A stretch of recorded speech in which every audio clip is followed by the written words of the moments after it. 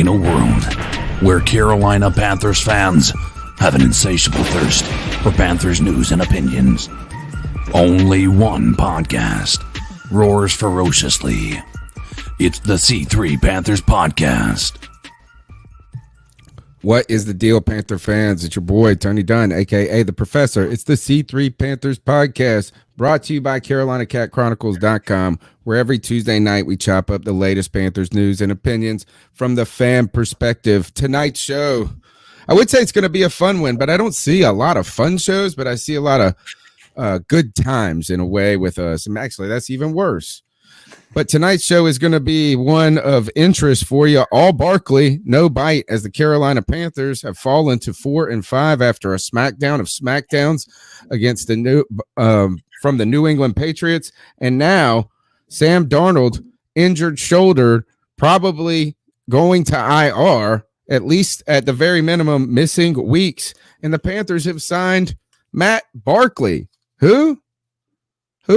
Oh, I remember Matt Barkley like 10 years ago. Matt Barkley. Oh, I'm here to do all of this and hang out with my buddies, my main pal, my wheelman, my co-host, Cody Lashney. How you doing, my friend? Tony Dunn, I'm doing good, man. Listen, I feel a sense of obligation to be here for the Panther faithful, man, because once again, we're in another year where the Panthers have let our hopes down completely. But you know what doesn't change? The C3 Podcast is still here for you every Tuesday night at 9 p.m. right on time. And we're going to be doing it with the best Panther fans in all of YouTube. Tony Dunn, you know him, I love him. It's AJ Lindsay, ATX19, Brad Dugan, Craig Cartner, Joey the Blind Panther Esquivel, Kegel Fort, Kevin Boshoven, Karen Choi, Panther Rules, Tony Dunn, ain't nothing to it but to do it, brother. Let's roll. Greg, it's like Matt Rhule is the daylight savings time of Carolina Panther life. And as you it gets dark, it got dark a little earlier than expected under the Matt Rhule era. Yeah, it's very similar to that. It rolls back weekly, not once a year for him. It's kind of crazy, man. Guys, can we say welcome to the new norm with the Carolina Panthers? Like, is this? It seems to be following a pattern here, right? I'm worried. I don't know. Yeah, it's tough. Hope it's not the new norm. It does feel like it will be normal for the rest of the season. We'll talk about that and what Sam Darnold's injury means, what the veteran quarterback Sam Barkley means, and if it is PJ time. And I will ask Cody Lashney at some point if this changes anything. We got some cool stuff later in the show. I'm saying a lot. Ed Smith, former NFL tight end, host of Bleav in Cardinals Podcast, as well as radio host for 1060 AM Phoenix. Friend of the show, has been on a couple of times in the past. Fun guy. Is going to have a fun time telling us about this bloodbath that probably will occur as the Carolina Panthers venture to Arizona against a red-hot Cardinals team that even without Kyler Murray is able to spank a division rival in the San Francisco 49ers and make them feel and look foolish with these trick plays and this and that.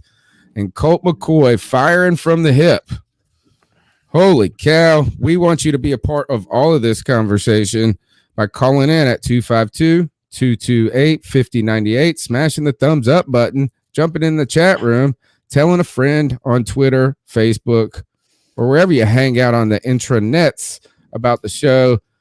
And just one other thing. Oh, yeah, you can download the podcast on iTunes, TuneIn, Stitcher, Spotify, wherever the heck you get your podcast at. Tomorrow night, David Newton ahead, right? Yes, sir.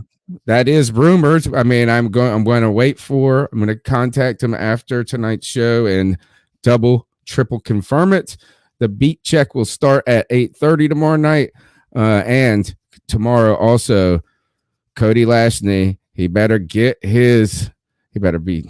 probably not even going to be able to sleep tonight as he's worried about the next episode of Debate My Take.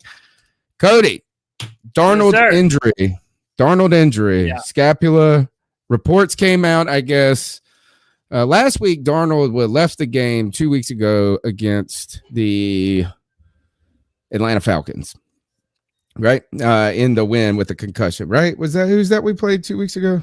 Yeah, the Falcons. That's okay. Who we beat the Falcons. All right, and then he left with a concussion. Throughout the week, he did not practice, and everybody seemed to believe it was because of the concussion protocol. Matt Rhule at some point reported that Sam Darnold experienced some shoulder soreness. I don't know if that was leading up to the game, but also after this past game with the New England Patriots, they then said they would be checking out his arm after more reported shoulder soreness. And today comes out that he has, well, it depends on how you say it, broken fractured scapula. What does this mean? What does this mean? Well, one, I'll tell you this. It means that Matt Rhule has more than one Ron Rivera tendency. Because if he was hurt sometime after the Atlanta game, and then now you're forcing him back into action, what, for your own job security? Is this just like what Ron Rivera did? He was hurt. He had a concussion, dude. He was still hurt from that. Yeah, but we also knew that he had the shoulder injury too. But point being, Matt Rhule marched Sam Darnold onto the field thinking that he was going to be okay. Either that or this injury isn't as bad as a lot of us are thinking that it is. And he just doesn't want to chart Sam Darnold out there again. So it's an embarrassing look all the way around. I mean, listen, right now, I don't think it's too far out there to say that the Panthers have one of the worst quarterback rooms in the NFL right now. Between P.J. Walker, McCoy, or no, not McCoy. Matt Barkley. Yeah. Sorry, yeah. Enter generic creative character backup quarterback name here, right? Then to Sam Darnold not playing well, to PJ Walker, to this guy, I don't know, man. It's not looking good for our quarterback room right now. It's very, very convenient that this happened, for them. Like we were talking last week about somebody having to be fired, and we were discussing on the show Sunday who it had to be. Like we wanted somebody got fired. They just disguise it as an injury.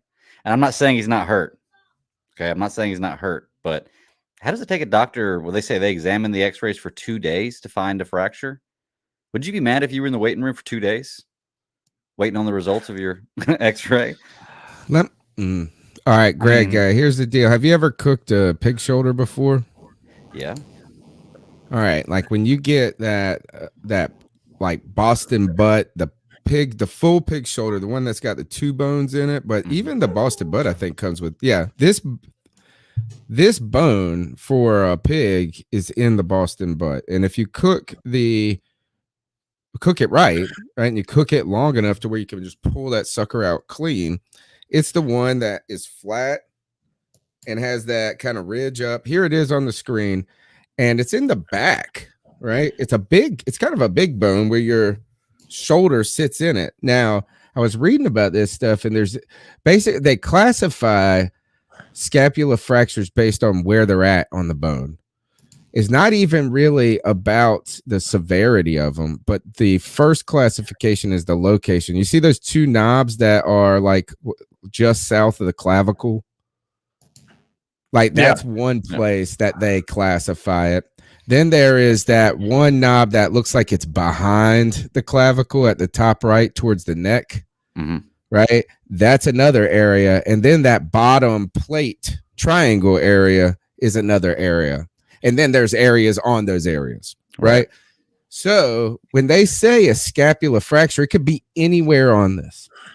And everything I read on the 8 minutes that I read about, if even that, on scapula fractures, is that these are generally suffered in high velocity situations like a football injury.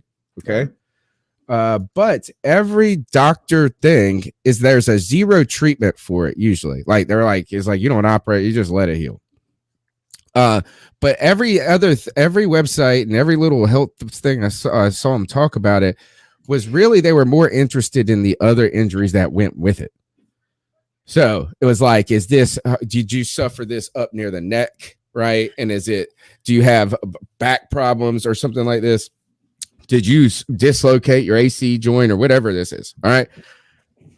What we haven't heard are any other injuries, really significant injuries suffered by Sam Darnold, like a broken clavicle, like a torn rotator cuff, like a back injury or something. So my theory is, like you said, looking for 2 days, that they found a minor little crack or imperfection in this bone and said, hey, this is a good way for you to never be a Carolina Panther again, Sam Darnold. Mm-hmm. You put that so much more eloquently than I did. Yes. I think so. You put it out there. That's exactly right, man. It's also Matt Rhule having to live with his own terrible decisions. I mean, he talked about the success rate of rookie quarterbacks being really low, and they saw flashes of Matthew Stafford and Sam Darnold.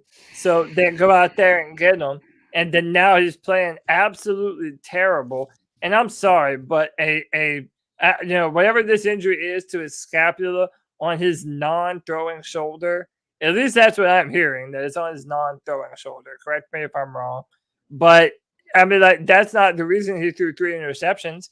He threw 3 interceptions because he's Sam Darnold. So it's like no one has any faith in him right now. And I feel like the players don't. I feel like our coaches don't. And there is no situation that they're going to let Sam Darnold jot out there on the field and just be terrible again behind this really bad offensive line. I read some other things about the treatment, and they treat this by putting it up in a sling. Usually that's all you do. It said just a matter of weeks, but here's the thing: is it said symptoms, throwing interceptions, symptoms, feeling insane pressure in the pocket. I did read this, all for this type of injury. The other symptom was angry wide receivers, and the last symptom was signed veterans like Matt Barkley. Wow, that is that's a vicious break right there. Yeah, that's one of the worst breaks. Oh wait, we are going through all that basically. Turns out his shoulder's been broken his whole life. Oh no! You hate to hear it, man. Hey. All right, tell me, what does Matt Barkley mean for this? Not mean for this team. What does today? I felt like I heard the Barkley news before I even heard the Sam Darnold official shoulder announcement. So Barkley signs with the Bills. Not with the Bills, with the Carolina Panthers. He's formerly been with. I know the Bills and the Titans. Yeah, the Buffalo Bills. And Chicago and Philly. Yeah, he's a journeyman. He's been around. He's been around everywhere. Another USC quarterback, dude. Another bust USC quarterback, man. Yeah, wide receiver. Drafted by the Philadelphia Eagles, and he is 31 now. So that would he was. When would he have been drafted? Where's his draft? Sorry, go. Same year as 2013.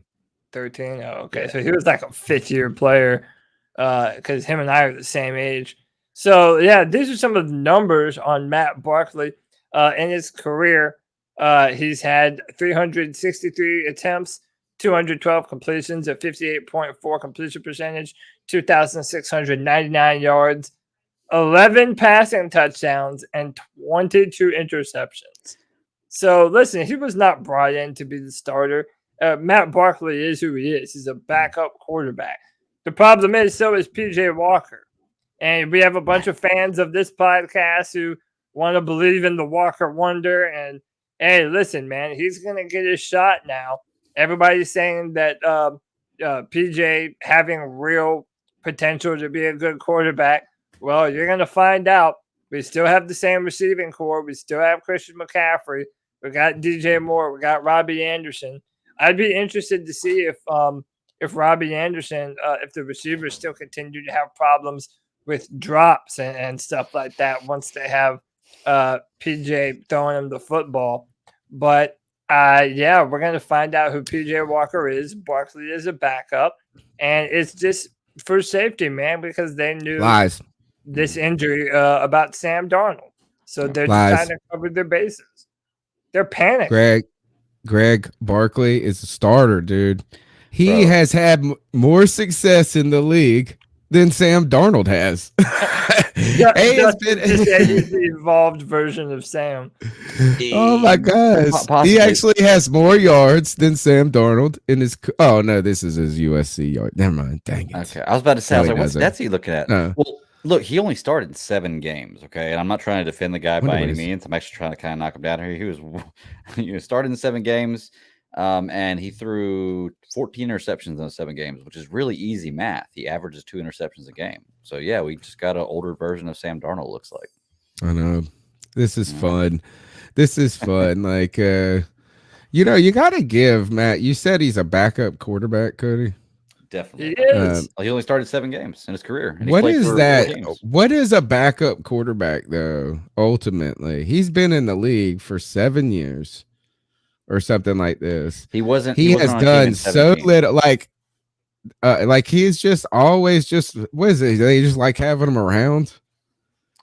You know, it's like he's just. It's not really a quarterback. If he's just always on the team, it's just like stand over there. Yeah, dude, backup quarterback is the best job in the world and the worst job in the world because, like, yeah, you're getting paid NFL money. You're still getting paid millions of dollars. But dude, you can be out in the club on Saturday night, and people are like, "Hey man, why don't you, in bed getting prepared for the game tomorrow?" Dude, I'm not playing tomorrow. But at the same time, you have to be ready to go in there and play at the drop of a hat, at least a snap, and be good. And then people are gonna just absolutely dump all over you. If yes, we are. Because you shouldn't be on the team if you suck. You shouldn't even be on the team if you suck that bad. Right. Like, the backup quarterback should just be more competent than they are. I just feel like the backup quarterback it's like, imagine. It's just strange that if the backup safety came in and they couldn't like run. Or like you would throw the ball and they would just be like picking daisies out there. You would be pissed as fuck. Like they'd be like, oh, I'm a backup. Like the backup quarterback should be a little bit better at this. I feel like the old backup quarterbacks in the back in the day were a little bit better. Just like aged good quarterbacks. Dude, they used to be starters that are now. These guys drink a lot of beer. They tell a lot of dirty jokes. They're the life of the party. Matt Barkley does not tell a bunch of dirty jokes. They've never been the guy that's been the all-star quarterback to lead the team to victory. And if you don't have that kind of talent, yeah, you're quickly downgraded, man. Yeah. How about this? Sam Darnold might be a backup quarterback in the NFL. We don't know. He is. If he ever gets signed again, I don't even know if he is that, to be honest. Again. Look, Matt Barkley went a year without being signed by anybody. And I actually read my stats wrong earlier. I was looking at a year. He played 6. He's had 7 starts, 6 of them in 1 year. He's thrown 22 overall interceptions. I see the chat room tearing me up about that. But he threw 14 in that 1 year. He started 6. That's what I was looking at. I apologize. But that makes it even worse. That's an average of 3 interceptions a game. But yeah, he's a backup quarterback. Like I said, he didn't even get signed for 2017. Like, what does that say? What kind of guy, like, do you think this guy's making dirty jokes in the locker room? Oh, look at that face. Of course. This looks like it's out of a movie. There? Yeah, dude, of course that guy's making dirty jokes. Come on. What are you talking about? You're listening to the C3 Panthers podcast, brought to you by CarolinaCatChronicles.com. You can be a part of the show calling in at 252-228-5098. That's 252-228-5098. We got Ed Smith from Bleav in Cardinals Podcast and radio host for 1060 AM Phoenix, joining us at 9:30 to help preview the Arizona Cardinals matchup this coming week. And what I would like the callers to do is not only smash the thumbs up button, be a part, subscribe to the show, tell a friend about it. But if you're calling in, my question to you guys is, does this change anything? Let's go to our first set of cat calls, and you guys think on that. Cody, Greg, does this change anything? And when I mean this, Sam Darnold. Likely we'll see him on IR, I expect. Maybe not. Maybe he comes back and gets to play a couple at the end before we sit and put him to what do they win the euthanasia or something. So what are your thoughts on catcalling? Yeah, it's pretty. You shouldn't do that to somebody. And how did that make you feel? Very uncomfortable. So how do you think catcalling makes the person feel? It feels good, like. Who's that cat sitting in the back corner with his face buried in his nose? Who's that kid that can use one? That's awesome. Hey, it's Kevin from Charleston. So Have Kevin, you read that we signed fucking Matt Barkley? Are you fucking kidding me? Are you seriously fucking kidding me? Cam Newton's right there. You need a quarterback. You sign Matt fucking Barkley? I didn't even know the guy was still in the fucking league. I'm fucking over Tepper. I'm over fucking Matt Rhule. What have they done? They have done nothing. What has David Tepper done? Nothing but run this fucking franchise into the fucking ground and try to destroy the greatest Panther of all time. Try to fucking erase him. Matt Barkley? Are you fucking kidding me? Matt fucking Barkley? no Cam Newton. I'm fucking mind is blown right now. Mine is fucking blown. Please, for the love of God, when y'all talk to David Newton, bring up why this team has so much disrespect for fucking Cam Newton. Tell me why this team, they refuses to even acknowledge the guy who fucking brought us the MVP, who brought us to the fucking Super Bowl. This is fucking gross. This is fucking disgrace. I don't care if you're not a pro Cam or you hate Cam or you think Cam is done. But if you think that fucking Matt Barkley is a better fucking choice than Cam Newton, you're fucking out of your fucking mind. Please don't shove your dick up my ass and tell me you're giving me a prostate exam. Whoa. Fuck you, David Tepper, and fuck you, Matt Rhule. Peace. Good. He's angry, man. People are mad, dude. This is what happens when you fail people's expectations 3 years in a row. That's why you can't build a fan base. Yeah. This is why you can't build a fan base. We are 2 bananas short of a shit Sunday here, y'all. Hey, David Seriously. Tepper, look, until proven otherwise, David Tepper might be one of the worst things that's happened to this franchise, man. I'm My telling man, you. the caller had a mouth that could qualify him to be a backup quarterback. Those are the type of jokes that make you sign this guy, sign my man up. You Yeah. know what's so funny? the- I had almost the exact same conversation and the exact same reaction when a friend at work asked me about them this morning. I mean, I sounded just like him. That's why I was just like, yeah, I feel you. I sounded exactly like him. Well, the Barkley signing wasn't then, but as far as how he felt about everybody else. For me, is that this is actually a good thing, folks. This is a good thing. And that's why I said, does this change anything? And to be honest, the only thing that this does is save some face for Sam Darnold and for the Carolina Panthers, right? Is that, and look, at the end, everybody's going to have to have the egg on their face, right? At the end of the season, I don't believe that Sam Darnold will be a Carolina Panther anymore after this season. Like, I do not, at the very minimum, I do not think he starts a game for Carolina ever again, unless, like, I don't think he's a starting quarterback. But I also really don't believe he's going to be. I think they're just going to cut him after this year and cut their losses like they did with. And just eat all the cash. Yeah, I mean, they did it with Teddy. You know, I mean, they did it with Teddy. And then you got to eat the draft picks. But here's the thing: is that, you know what's worse is trotting him back out there and it being awful again. But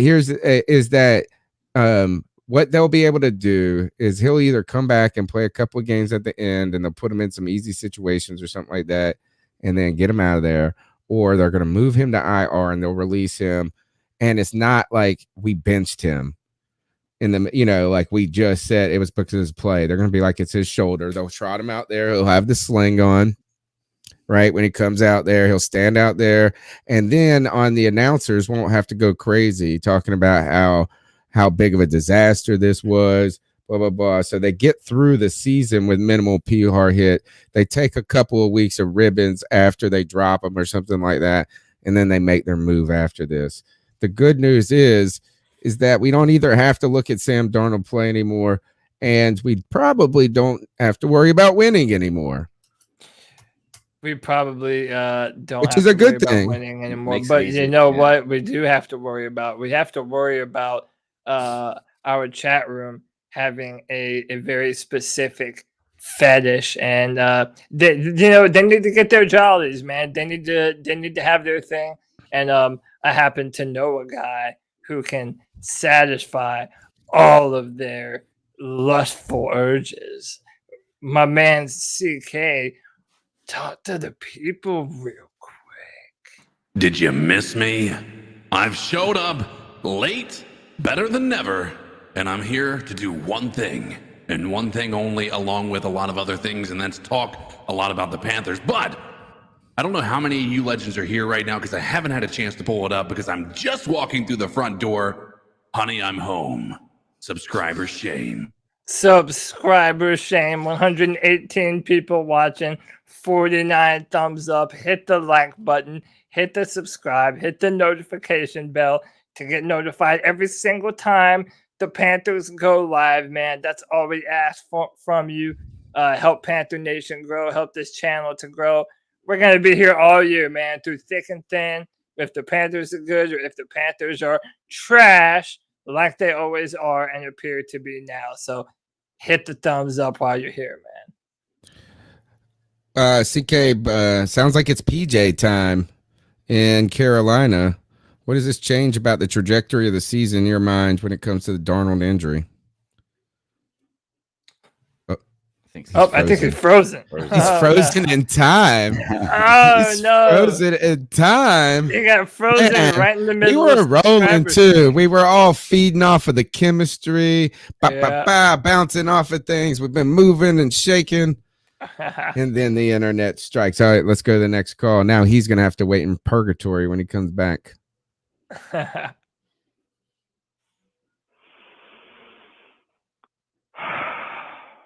We didn't have to no. choose.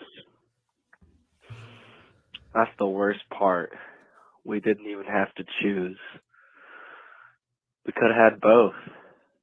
You know, we already had Sam Darnold.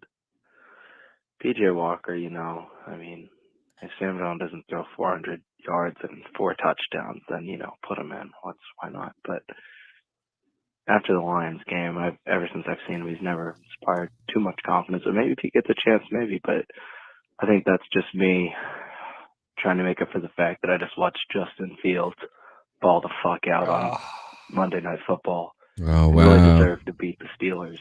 Way to bring it back around Man, and just I mean, jab it in our... I was upset, but after the Patriots game, but this beat me down. This game, watching, oh my God. We had both. We didn't have to choose. We could have just picked Justin Fields. Why not? Why not? We could have just benched Sam right now and put in Justin Fields. But, you know, we have Sam Darnold. We have PJ Walker. Still going to get, you know, pumped on game day, I guess.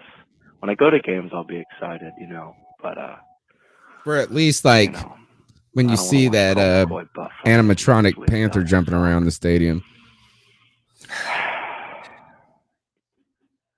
So close. You don't get that opportunity that often. I love this. But on I try to bring the positive vibes. So to end it on a positive note, in the past couple of weeks, we have not called any dumb fucking timeouts in the first quarter or the third quarter. Now we just don't take timeouts at all. Tough day.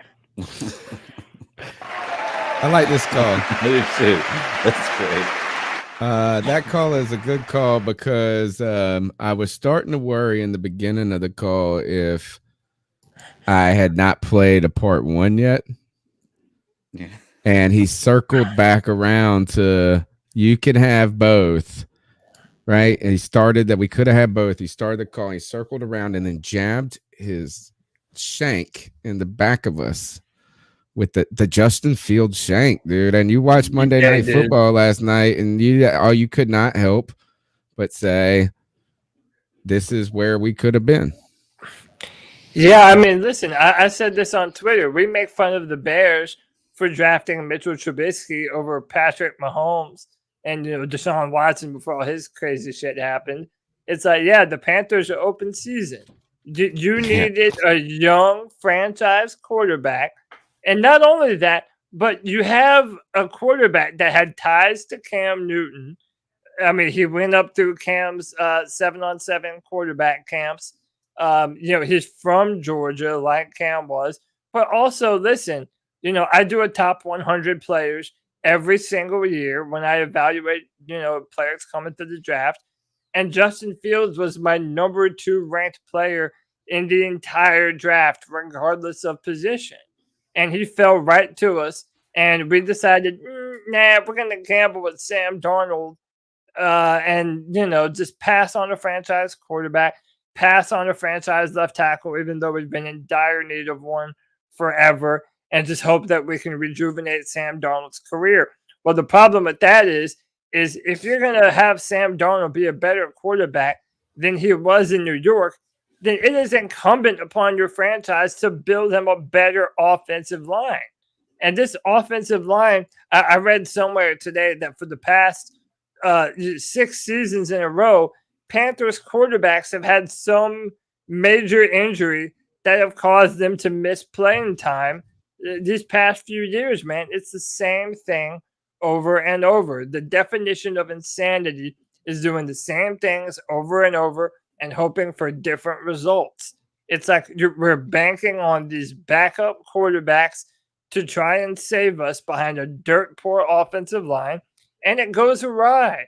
And it's going to continue to go awry until we fix that O-line and until we get a much better quarterback under center.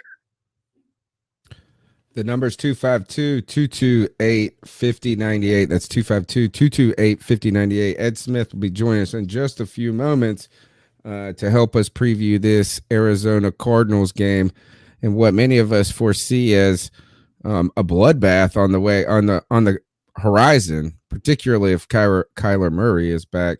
CK may be back. Yep. He's at least here in voice. I'm here. How does what does this news change for you? No more Sam Darnold. Does it change anything about this season, CK? And is it official he's done for the rest of the year? No, it's not. We're just making the assumption based on. Like, again, forgive me. I know you guys have probably talked about it, but I know Greg kind of alluded to this in our DMs about, it just seems like it's more of a safe face for Sam instead of him being physically, benched and whatnot. We'll see.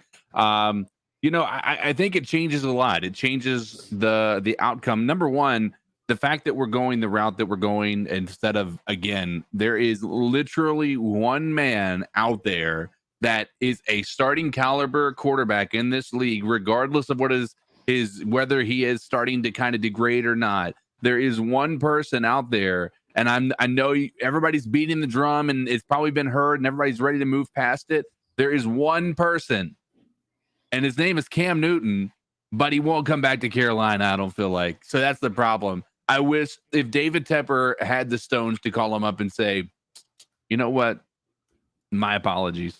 We jumped the gun. Or if Matt Rhule, I think it has to be Matt Rhule. I don't think David Tepper can be the one to be blamed because he only, again, his scenario is he came into a situation where Cam was hurt and never really got to see him play a very good down or a very good stretch of games. I hate to say it, guys. Cam Newton is the only hope that this season has to be revived, and it's a very small hope anyway. So for many people who are probably thinking, well, why bring him over if you have no O-line help, if everybody's failing on the offense? Like, I agree. I don't even know if he'd want to come. I don't know who would want to come other than Matt Barkley. Yeah, it's really, really. Can you name that laugh? Harry Potter is dead! That was the old Voldemort. Harry Potter, Voldemort, the man who cannot be named, and that is Cam Newton. We cannot say that name. We say it 3 times, and good things might happen in our lives.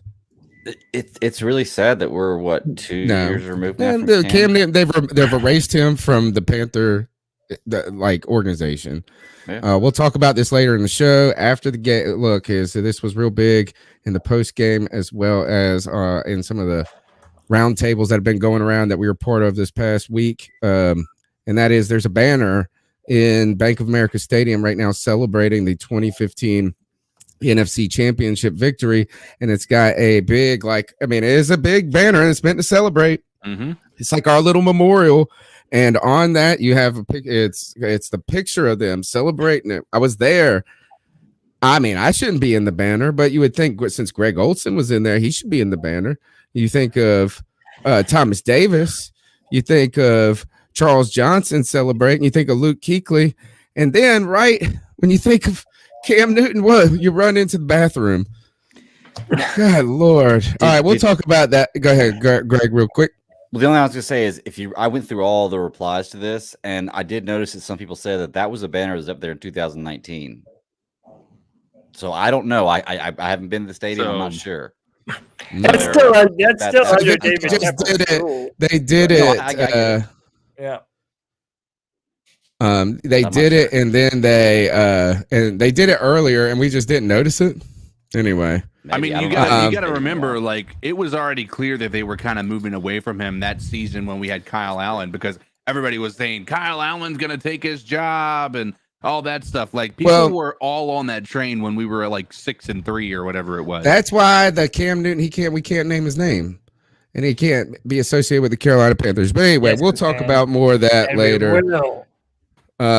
Let's go. This is Carolina Panthers are going to Arizona to a team that is on fire this year. Cody Lashley, bring in our guest, friend of the show, Ed Smith.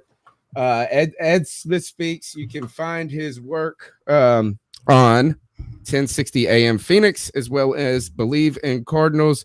He's always been a popular guest on our show. Welcome back, Ed. How you doing? Man, it's good to see you guys, man. It's been a crazy year so far. A lot of flip-flops and, crazy stuff going on. Who would have thought the Cardinals would be 8-1 right now, especially not me. Is it fun covering a team that's winning? It's fun. At the same time, though, I try to keep it tempered out here because, we started off 6-3 last year, then crashed and burned to an 8-8 finish. So, I keep trying to remind everybody it's week to week, but man, I'm telling you, every week the Cardinals continue to kind of prove me wrong. I had them pick, we do our preseason picks at the start of the season. I had them at 8-9, man. And it was, you look at their schedule, the fact we didn't do anything during the preseason at all. And, I had no confidence, not a lot of confidence in Kingsbury, his presence on the sideline. Like I said, I've been proven wrong at every step of the journey so far, especially with how they've gone on the road, how they won, obviously, with a backup quarterback last week. It's just, it's when and I know the situation you guys are in. You start off, 3-0, and then the wheels seem to fall off. Man, it makes it a rough watch. And I've been keeping an eye on you guys. And, man, Darnold is not making it easy over there for you, is he? Not at all. No. It's almost like you guys were the blueprint. Don't stick with a bum quarterback too long, and pair your brand new head coach with a brand new quarterback in the draft. And frankly, the Panthers had an opportunity to do so, Ed. And we decided to try and reinvent Sam Darnold's career behind a makeshift offensive line. Yeah. So, it wasn't too hard to see this coming. I think a lot of Panther fans tried to look at it through rose-colored glasses. And, we want to be excited about the team, man. Hope springs eternal at the beginning of every season. We thought that we might have the coaches and the team to be able to do that for Sam. But, just not at all. It came crashing back down to earth. The Cardinals were one play away from being perfect so far this season. And then former Carolina Panther, just for a moment, Rasul Douglas secured a touchdown where I think you guys, even if he wouldn't have caught that, you would have maybe had some more chances. to still tie or win that game, or maybe win that game or tie. I know, I mean, obviously it was going to be a win, but I mean, you were right there. So what's different last year? The Arizona Cardinals, when we talked to you, came to our house, and that was one of the losses, I Bleav, that started that backslide for the car. Yeah. Is what's different about this year's team from last year's team? Well, I'll be honest with you. I think the biggest difference, and one of the things that Steve Keim did, he went out and pretty much just pushed all the chips to the middle of the table, making some acquisitions for us with A.J. Green. You go out and get a J.J. Watt. But I warned everybody at the beginning of the season, J.J. Watt is what he is. And, he's a future Hall of Famer who in the last bunch of years has not been able to stay healthy. And once again, we're dealing with that injury bug. He might be down for the season with that shoulder. But Keim did go out. He spent some money. We get a tight end in here, Ertz, something that nobody saw coming after one of our tight ends goes down. So he's been willing to pretty much just say, hey, we're all in. We're going for it. The biggest difference for me, fellas, has been what Kingsbury's been able to do as far as having this team prepared week to week and then winning games in all the different types of ways that you can win them instead of losing them. I know you guys can understand this part. You go on the road, you don't play well against a Jacksonville, but you still pull that victory out. In past seasons, that would have been a game we figured out how to lose. Then you go on the road to Cleveland, and they should have had the game plan to beat us. Pound and ground on the with their game plan. We go over there, and before you know it, we've punched them in the mouth, and Baker's on the run. Their running game is scrambled. We take control of that game. We pull that victory off.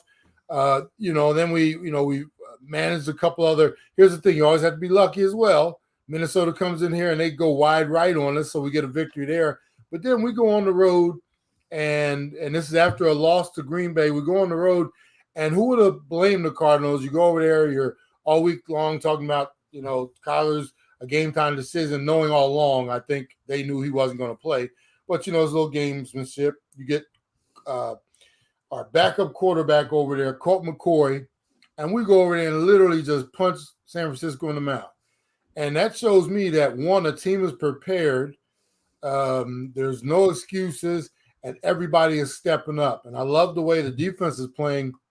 Vance has this defense so unpredictable, where in past seasons it was you got to a certain down distance. Well, this is what Vance is going to do, And this year, man, I'm telling you, he has been able to disguise a bunch of things. He's got some different weapons in the tool bag now with your Zaven Collins and Isaiah Simmons. I know you guys are interested in how Isaiah's doing over here. Oh, yeah. I got some questions about Isaiah for you later. But I'm telling you, man, it's just, and we all know we're 8-1, 9 games into the season. We got still 8 to go. The wheels can still fall off this bus, but I do like where we're sitting right now and just the overall attitude and approach to each week that this team is giving us so far. Man, I'm telling you, you don't know it's a magical season until you get to the end of it. But I tell you right now, it has been a pretty good one so far, especially in comparison to what we've seen around the league with certain teams that had those high hopes. Ed, you talk about a magical season. And once upon a time, the Carolina Panthers had a magical season. And we had a quarterback who wore the number 1. And he was square in the middle of an MVP race. Now it seems like many, many moons ago for us, Ed. But for you, that's your current reality, man. And I want to switch this discussion and veer it towards Kyler Murray. I've been such a fan of him for a long time. I was calling him for him to be an MVP candidate last season. I was a year or two premature, but it's looking like he is finally living up to all that potential of a number 1 draft pick. What has been the difference this year for Kyler? And what do you attribute it to? Is it coaching, just overall better playmakers? What would you say is the reason for Kyler Murray playing like such a true MVP candidate? Well, I'll be honest with you, Cody. I give a lot of credit once again. I'll go back to what Kingsbury is doing. If you watch our offense, even in this last week, when you go over there with Colt McCoy as your quarterback, they were so creative with not just the formations and the different things. You had the pass from Christian Kirk out there, and you've got a new weapon in Rondell Moore. We're just doing, what Kingsbury is doing. He's gotten away from the stagnant, here we go, one play at a time type thing. He's got teams or defenses actually scrambling right now on the run, trying to figure out what the hell is Arizona going to do next. And that's what I've actually seen is the biggest difference. It's not, Kyler's still being so dynamic, and what his ability does for you, it gives you an opportunity when everything breaks down. Man, this dude we've seen him scramble, and it's like, oh, he's going to take off. Then all of a sudden he gets parallel to the line and starts scraping, and then heaves one up to D-Hop down the sideline. And that's been the biggest thing. He's been so creative, not only with his play calling on the, meaning Kyler Murray on the field, but Kingsbury's given him that extra, I guess, kind of element to the entire offense. You can't just sit back and wait for us to do one thing or the other. And then the other thing I like, man, we went out and I was worried about it at the beginning of the year, but our running game with James Conner has become something that now it's not an afterthought. Now it's something, and you guys experienced this obviously with McCaffrey. The problem with McCaffrey, you can't keep him healthy. But with Conner, we're bringing an element of, man, if you have to respect that, and you have to respect Kyler Murray coming out the chute every now and then, and you got to cover D-Hop for more than a couple seconds, and then you got A.J. Green contributing and Kirk. And, man, I'm telling you, we just become an offense that you just can't sit around and figure out and eventually think you're going to get it. At every corner, it's like Kingsbury he has something else planned. And like I said, when you have these dynamic kind of weapons, it becomes something, man, it's really hard to stop. It's almost like something you haven't seen before. And I know they kept talking about this is what Kingsbury was going to bring.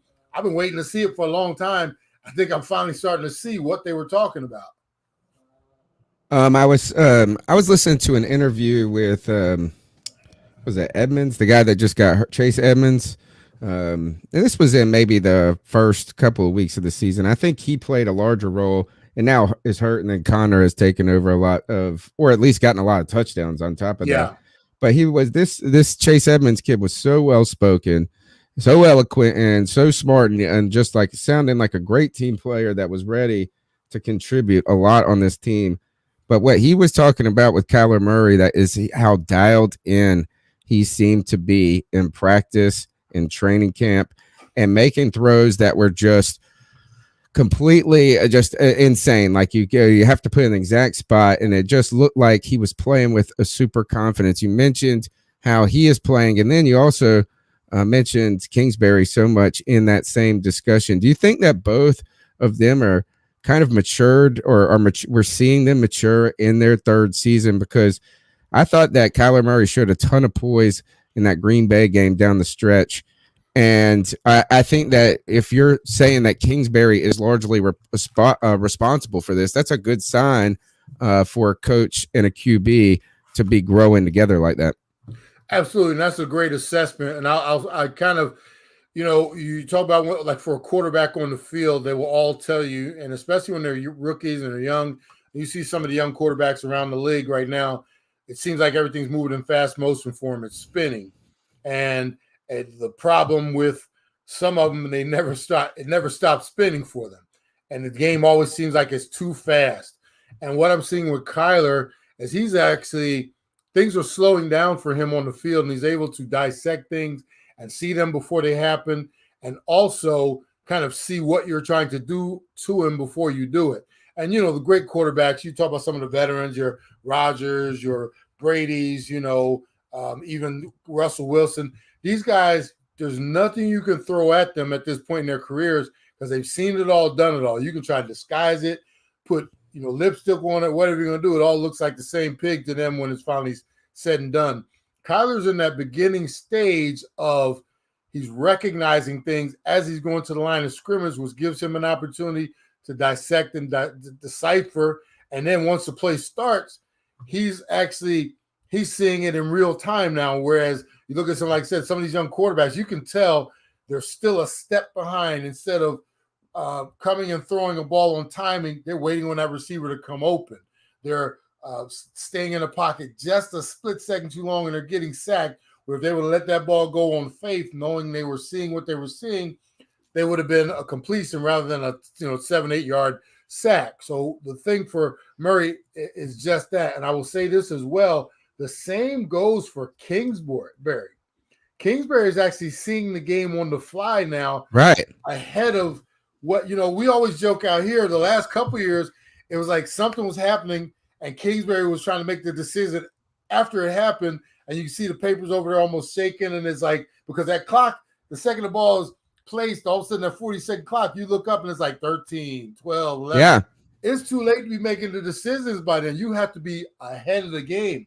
What I'm seeing with Cliff, he's actually out there mastering it right now, where he's thinking a play or two ahead of situations, and that, just like for your quarterback, is gravy for your head coach. When he's starting to see things before they happen and also start planning for 3 plays down, if we get to this situation and it's 3rd and 1 or 4th and 1, what are we going to do? Down and distance, yardage, that, et cetera, et cetera. Or do we have a trick play up our sleeve that we've been saving as far as a fake punt or whatever it is? These are the decisions you have to make ahead of time. And it's almost like being able to read the future, but you're looking at 2 or 3 different futures. And I'm thinking that with Cliff Kingsbury. And I'm also seeing Kyler, like I said, being able to almost like the Matrix, read this stuff as it's being coded, right down the screen. It sounds like they're both on schedule, right, in their development. All right, Greg, I know you got a question. Go ahead and fire away. Ed, I do. What's going on, man? Hey, Greg, good to see you, man. Yeah, man, good seeing you. You've given Kingsbury a lot of praise. He's in his 3rd year, 5-10, 8-8, now 8-1. We're a little bit different on our head coach, and I've been trying as much as I can since we've had him to get that feeling like you have a Kingsbury now. You said something a moment ago that kind of struck me, and you were like, you're finally starting to see what people were talking about. I think there's a lot of differences between the Panthers and the Cardinals, obviously, with what the organization has done and where they put the positions they put themselves in. But Rhule's in a similar situation right now. I don't think we'll finish 8-8. From your opinion, on the outside looking in, based on where we're at, is it time for us to give up a Matt Rhule, or should we take that Kingsbury approach like you had and say, okay, give it a minute, wait and see? Because I don't think we're in the same position y'all are in, or that Kingsbury was in. I don't think Rhule has the same talent or opportunities that y'all did, that Kingsbury did. Exactly. The decisions, Great announcement. The thing is, you have to look at not just where you're at, but where you've been and where you think you're going. And in this situation, Rhule is kind of playing with an unfair deck to a certain degree. You go out and you get a Sam Darnold. He is, in my opinion, he's not the answer. Oh, he's awful. It's awful. okay. He's awful. God awful. And with that being said, you look at where we were just a couple years or so ago. We had who was it that we went out and drafted? Rosen, and we were in, and obviously they brought Kingsbury in. Imagine if they didn't make that bold decision to go get Kyler Murray. He would be playing with bad ingredients, just like Rhule is right now. So to a certain degree, and here's the thing, I look at the frustration of Rhule, and I'm watching his press conference, and I've actually mentioned it in our podcast, was it yesterday? I was like, man, you could just see the frustration on his face. And as fans, you guys are like, man, what are we going to do? And you want to put a lot of it on Rhule, but at the same time, like I said, when your quarterback is thrown to the defense, like you guys are wearing the same jersey, I mean, it makes it hard for anybody to manage that situation. And I can tell he's at the kind of breaking point with Darnold. He's still trying to be positive. I would just trust you guys. Here's the thing, when it looks good, it looks halfway decent. It's not horrible. Am I correct? It looks it did for a moment, but we felt like we got given fool's gold. Yeah. Because now we've had 2 games where it looks like nobody knows anything. Like they ain't never played football before. And that's part of, because when your quarterback is playing that bad, it's hard to overcome that. Everybody looks bad when you're throwing the ball to the other team. They're taking pick sixes back. You're starting drives. Next thing you know, either putting it on the ground or tossing it to the other team. It's very demoralizing and deflating. And some of the results can be kind of camouflaged because of, and we all know football is a total team game. But when you're that bad on that side of the ball, it makes everything else. So you can overcome special teams sometime. You see what Kansas City does as far as how bad their defense is. When they were really, really, really bad, you always had the possibility that Mahomes and them on the other side could bring them back. When you're that bad offensively, it's so exaggerated. What I would tell you, gentlemen, is the solution is not to get rid of Rhule, but at some point they're going to have to make a decision on Darnold. And the problem with that decision, you're already too far into it. You gave up on last year in terms of possibly drafting somebody or at least finding a better Justin Fields. Yeah, you could have had that. And, at this point, you just have to hope that it doesn't get as bad as it looks like it can get. We get through this season and they figure it out, whether it's free agency wise, which is not a whole lot of quarterbacks to go grab in free agency. But if you have to go draft a dude, maybe there's one out there that could become your Justin Fields or your, dude down in. It's a big ask in a thin class. Yeah. Well, it's like we put all of our success off for for 1 or 2 more seasons. If we're gonna draft a quarterback, one, you're hoping that there's a good enough quarterback there. Right now, Matt Corral and Malik Willis are the 2 big names in college right now coming out. Then you have to hope that you're picking high enough to get one of those guys.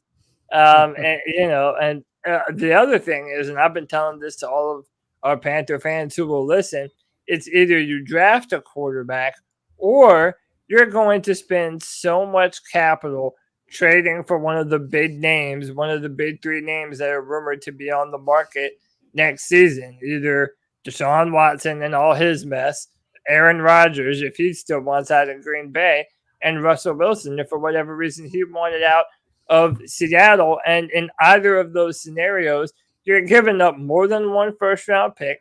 You're giving up players, and the Panthers only have 1 pick in the top 100 this next draft. So, and that's on top of we still need so much offensive line help.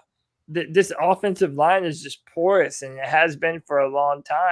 So it's like we have so many needs, so many mouths to fill, but just not enough time and not enough resources to actually make it happen. How about this, Ed? No one is under the illusion that the Panthers are going to beat the Cardinals this Sunday. We're just hoping that y'all don't go off too hard on us, man.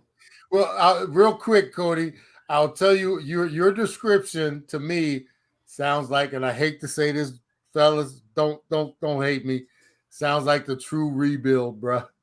It sounds that's why we've been so upset. We're so upset because we feel like we put it off an additional year. Now we're in Matt Rhule's 2nd year, where it could end so badly that we're strangely concerned, or not even concerned. We didn't think he could get fired before year 3. Like, we didn't think that could be a case, but it's come. We took 1 step forward and 3 steps back, as Cody said on their post-game show. And that's the problem. Now we got to figure out, if we go and get another quarterback, we prolong it another year. And then we might find out that it was the quarterback and the coach and this. So we do have one question about, or I have a question, is that Matt Rhule is the college coach that came to town, right? Like Cliff Kingsbury was. Very little experience for Matt Rhule and his staff in the NFL, right? Is that he's had a little bit of experience. Joe Brady sat in the same room as Sean Payton for a year. But overall, this team, even from the assistant coaches down, have not had a ton of NFL experience. What type, and we've wondered, was it kind of risky for Matt Rhule to bring in a play caller who didn't have any experience in the NFL at all? Was it kind of risky? Like, everybody is new. It's not just him. Everybody's new. What type of coaches did Cliff Kingsbury surround himself with, and how are they grown alongside of him? I think he did a pretty good job, especially knowing that he was light in the industry, meaning he came from the college background. very little experience. You bring Vance over here as your defensive coordinator. He's got some other veteran guys around him.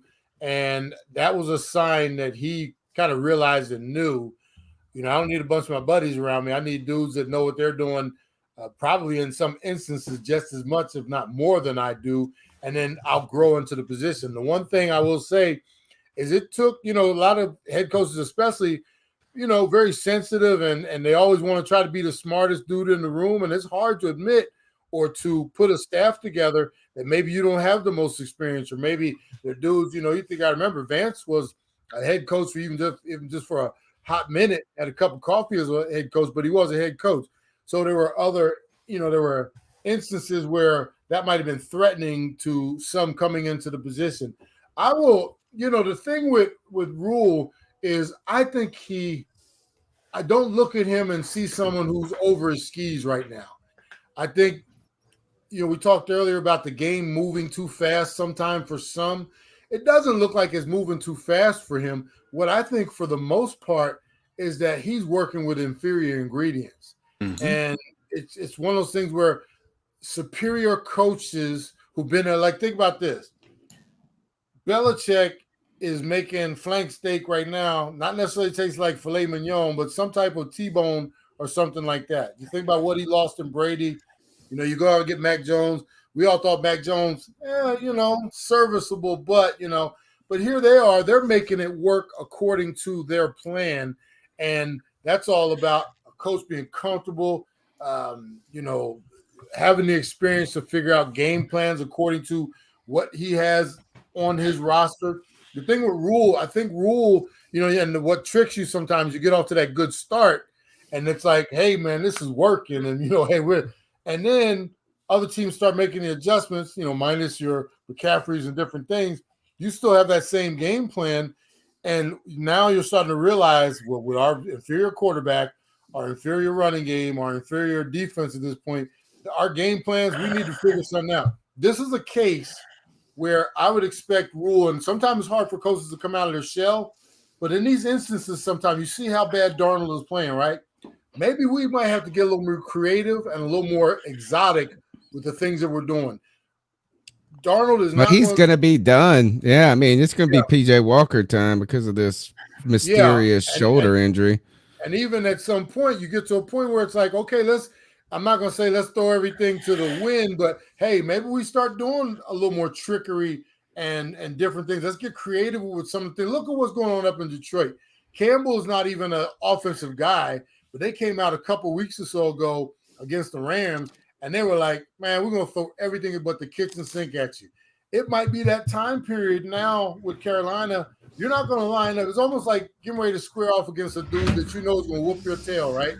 Hey, I got to be a little creative, man. If I got to go with the sweep of the legs and different things, that might be the only way to keep from getting my behind whooped, And that's what I'm looking for with Rhule and the organization. You're looking at Darnold, and you now know we might not be able to go toe-to-toe with anybody moving forward, but I tell you what, we can trick them and we can try to, pull the 3-card money on them and do whatever we have to do to at least make this thing close. So now I'm looking for the creativity and the willingness to say, hey, we're going to do whatever we got to do to try to secure a victory because, just like I said, standing toe-to-toe in the middle of the ring, we've seen what that's gotten you guys over the last few weeks. And if you continue on that pace, man, you're going to be looking at a lot of L's to finish out this season. I love that comparison to MMA, too. There's so many different ways to win. And you have to know the game plan, man. Styles make fights. And if you're going out there fighting a savage Muay Thai knockout artist, you might want to shoot for some takedowns and wrap up. But listen, we kind of alluded to it earlier, man. I would be remiss if I didn't ask you about it. I'm a huge Clemson Tiger fan. And listen, the Carolina Panthers, right before that draft, Luke Kuechly had retired. So I'm pounding the table, man. We just lost a superstar linebacker. We need to draft Isaiah Simmons. We need this guy to be our linebacker of the future. And we let him right by us, and he goes one pick later right to you guys. And I know a lot of people were even kind of critical of Isaiah Simmons in his rookie year, talking about some misses and some misassignments and just not being at the right place at the right time. From what I've heard, he has made a tremendous jump in his second year. Tell me a little bit about what they're doing better with Isaiah Simmons and how they're using him in your defense, and just overall what has led to his ability to thrive now with Arizona. The one thing that everybody kind of poo-pooed last year, Cody, was the fact that there was no offseason. There were no OTAs. You know, these guys, rookies especially, coming into a league with no preseason games, and here we go. We're just going to throw you out there and go get it. And for anybody, and I think I might even said this to you guys on the show last year, imagine getting on a treadmill going at the speed of 12 with an incline of 12 in addition. You're just not going to be able to catch up to it. And what I saw last year from Isaiah was, man, he was in over his head as far as trying to learn a playbook, learn the speed of the game, the physicality of the game, what it takes to study in this league. I imagine, you know, and I did it myself. I didn't have a buffer of even college. I remember getting into the NFL and looking at the playbook and the different assignments and the different versions of what one play could be and the different calls and this and that and the other thing.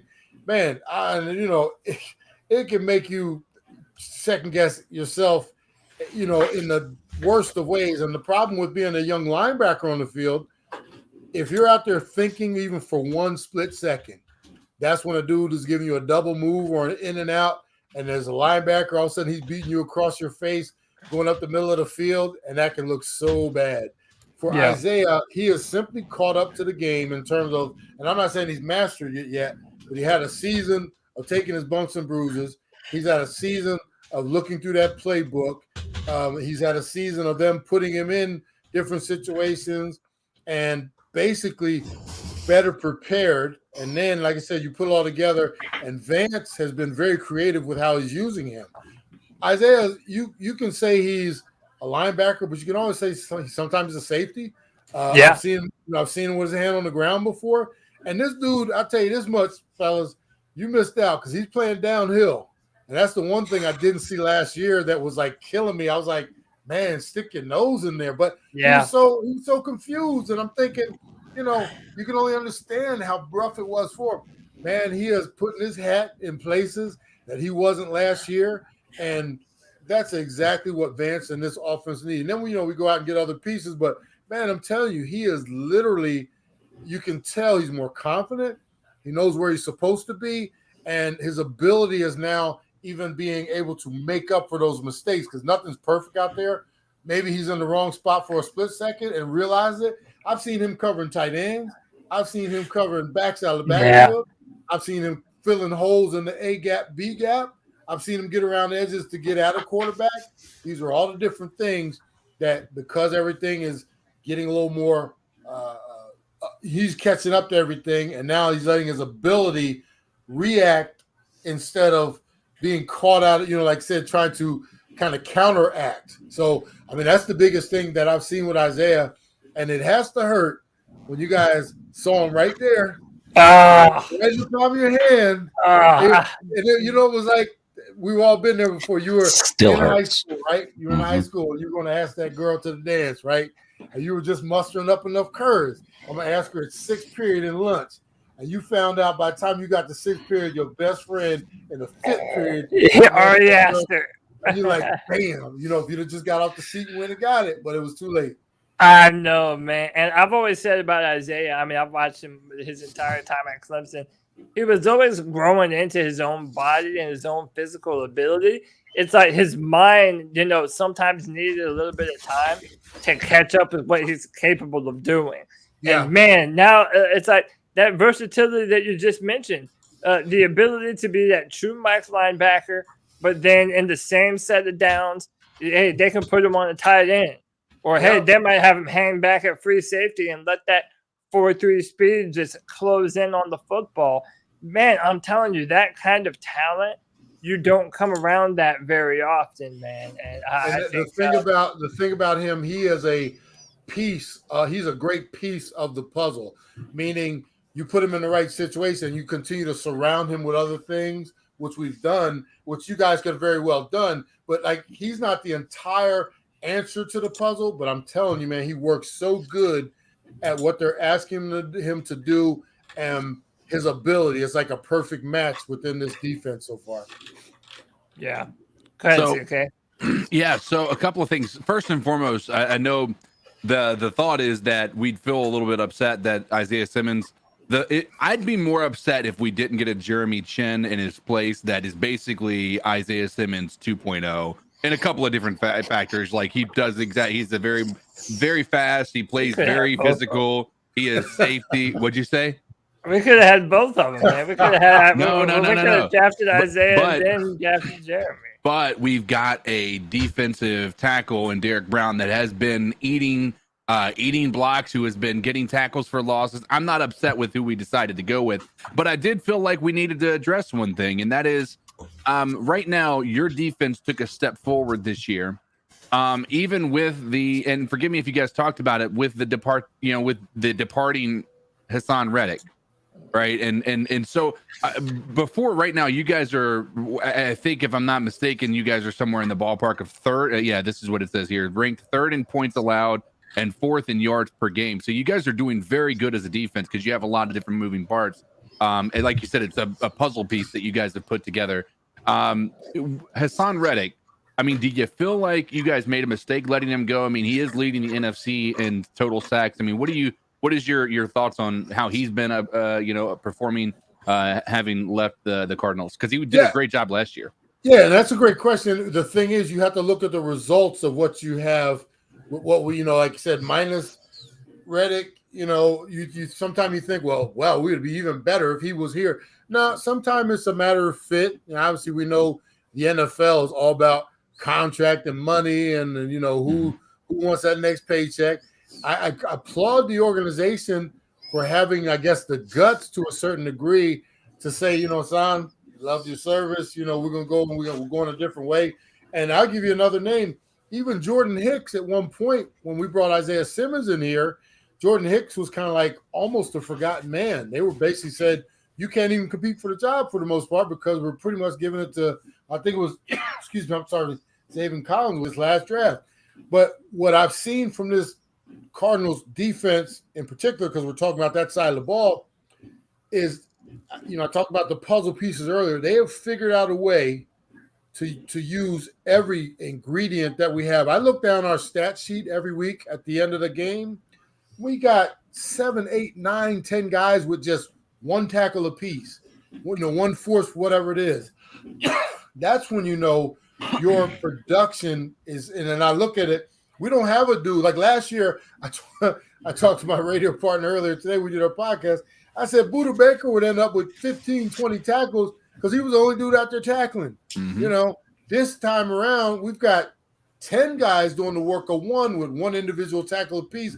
And then you get your Budas and your Isaiahs and everybody at the top of the food chain.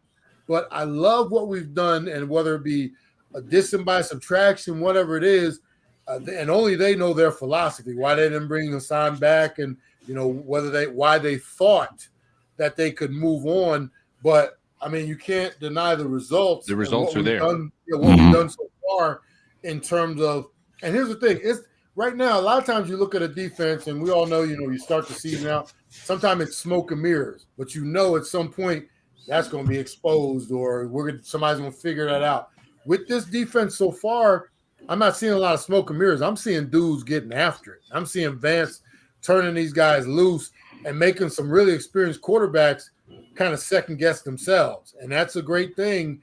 And like I said, I love what they've done so far, because at the beginning of the year, everybody thought Chandler Jones had 5 sacks in one first game. He's going to have like 60 this season. Teams start to focus on him and take him away. But we've had so many other guys step up in the place of, and the good thing is it's from game to game. It's not, like month to month. We have one dude that'll show out this week. You might not hear from him for a couple, but there's other guys stepping up in his place, and I'm really liking what I'm seeing so far. I tell you, Hassan Reddick has been a great player for us. He's been the only guy that has played every week and showed come in and put stats up. My last question for you, and then I'll get everybody else to get their last ones in, is it's a kind of a selfish question. Well, I'm in this fantasy football keeper league, and I won the Super Bowl last year. And now I'm in the hangover.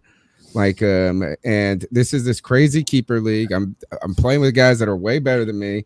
I picked Alvin Kamara 4 years ago, and I kept him for my max. Like, I picked him in the 14th round, and that's the reason I won 4 years later, because of that pick.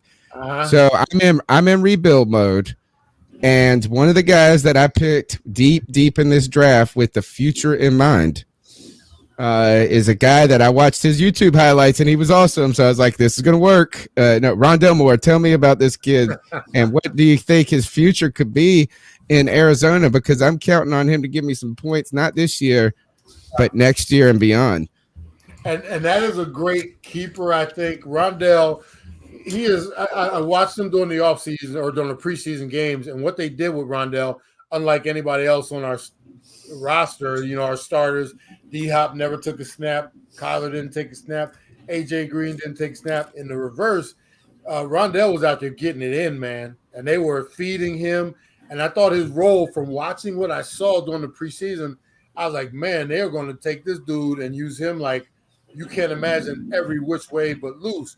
What's happened is the offense, obviously, they got the starters back in there. They're using him moderately, but I do think they have future plans for him because of the dynamics of his ability. And this dude, I'll tell you right now, he's got some dog in him. You see some guys who are kind of undersized in the league, and you can tell they know they're undersized. Rondell, he's undersized, but he thinks he's a pit bull, man. And that's definitely what you want in one of your dudes that's not necessarily the biggest dude, but he's not afraid to go pick a fight with the biggest dog out there on the grass. And I like that about him. And what I also like is he's almost like a secret weapon right now, meaning I think Kyler or Cliff Kingsbury still trying to figure out, whether it be some of those motion screens or the handoffs and things like that. He's still trying to figure out, how do I unleash this dude on everybody? And at some point, I guarantee you, he's got some things sitting and waiting. Yeah, special teams monster. So he's staying active. So it's not like he's just over there sitting. So, and then you're right, deep in the season, I could see him stepping in and making some big plays. Well, the thing, obviously, Hopkins is always a hamstring away from missing a couple games. We have Christian Kirk. AJ Green, he could retire in the middle of a route, or he could get hurt, taking his socks off or something like that. You just never know. So Rondell he's in prime position. I think he is not necessarily the present right now, but he is the future. I agree. I like it. All right. Any last question, guys, for Ed? Because we've taken up a ton of his time so far. Get him in while the mic is hot. Greg, anybody? Your time. Cody, you're muted, by the way. All right. Yep, there he is. There he is. I'm good. I appreciate it. It's just great talking to you. All right, yeah. No, I was We're trying to passing here. Yeah, I was going to ask you what you think of this game. Do you think the Cardinals are going to put up 40 on the Panthers, or just what's your overall prediction for this game? A lot of that will have to do whether Kyler plays. Obviously, we saw what Colt can do as far as but being the prime backup quarterback. He can get you definitely a victory. I think he can obviously do that against Carolina.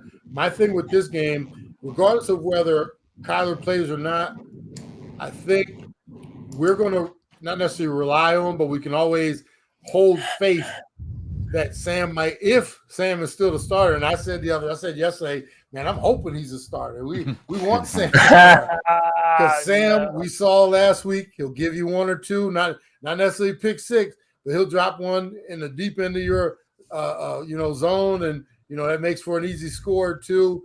I do think McCaffrey's back in, but he's going to be on the pitch count still.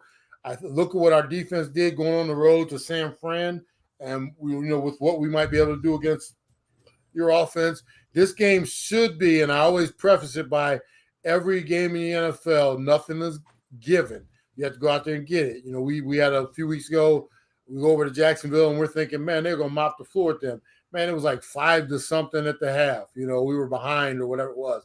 So as long as we take this game serious, and realize that, we're building something special here and you can't give any away, we should have total control. Somebody put on your screen Cardinals 99. I won't go that far, but I'm thinking, like I said, with Sam being as generous as he is, this is one of those 34 to 16 games, something like that. 16, and we should, maybe a late score for you guys. I'm just trying to make it as generous as possible. He's a nice guy. You don't have to be so nice. This is a game that the Cardinals would be very disappointed if they lost. And that's saying a lot considering, we've not been a team that all of a sudden now we're supposed to and should be expecting to win. But all of a sudden this season, it feels like that is the case. Yeah, Ed, we haven't scored a touchdown in 12 quarters. I don't suspect us to break that against the best. I know. Well, now we don't have Sam Darnold. Who knows? Exactly. Sam Darnold will not be the quarterback this week. Yeah. All right. What's going down at 10 and Bleav in Cardinals podcast on 1060 a.m. this week, Ed? Well, we got the show, the Easy Sports Talk show on 1060 a.m. every week. We'll be chopping everything up from Cardinals to, we got our Suns action and a little bit of everything going on out here. And then we have the podcast every week as well, the Bleav in the Cardinals podcast, which you can see on the Bleav network. And if you want to follow our show, the Easy Sports Talk, you can do that on the Facebook page, the Easy Sports Talk. And like I said, follow us on Twitter as well. And like I said, we just try to have a good time like you guys do, man. And, if I was there, let's put it this way, since I'm not there, I'm giving all you fellas a virtual hug because I know what you're going through. I appreciate it, man. Thank you, Ed. This is why you're one of our favorite guests, man. Keep the faith and don't give up, fellas. This, like I said, I know it's rough when you're right in the middle of it, but think about this. Just a few years ago, we were where you guys were, and you never know. Like somebody mentioned earlier, hope springs eternal. That's right. All right. That's right. That's Ed Smith at Ed Smith Speaks on Twitter, Bleav in Cardinals podcast. Thanks, Ed. We'll catch up with you in the future. You got it, man. Anytime. You guys have a good one. Later, Ed. All right. It's nice. Do you know if you go and read his website, like in his bio, he is like also he's a speaker, right? And things. And it says it's like something to the fact like he believes in every individual, like in their opportunity for success. And you could just feel that, like, is that he's believing in the Panthers' future, except for Sam Darnold. Yeah, except for Sam Darnold. Dude, would have to be crazy. He walks out of that. Yeah. He like they call in Ed Smith to do the pregame speech, and he walks in there and gets like, I believe in all y'all, believe in all y'all. And then he walks out, he said, believe in you, poor Sam. And then he walks out, he goes, man, I didn't mean that last one.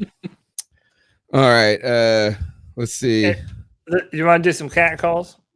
Yeah. Think about this as we pull up the next call. O-line injuries. Hey, cover two guys on. Yeah, two players placed. Matt Paradis and Cam Irvin placed on IR. So we'll get to see new fun thing is you wanted to see something different, Carolina. You get to see a different offensive line every week. What you wish for.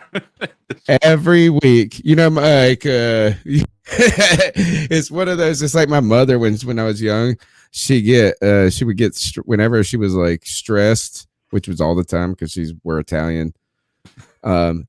She moved furniture around in her house. Like she'll rearrange all the furniture in the living room, like all the time. Like every week, it's different. And my dad would always joke because he's not like from the same background, and he's like, "If I was a blind man, I'd be dead." Well, you can't know where everything's at. I know. Well, guess what? We have no idea where the Carolina Panthers are at. And I tell you one thing is, man, you got to wonder who they're going to leave in Arizona when they go there. Let's get into the cat calls. The number is 252-228-5098. That's 252-228-5098. Let us know what you thought about the Mac Jones play, Dan.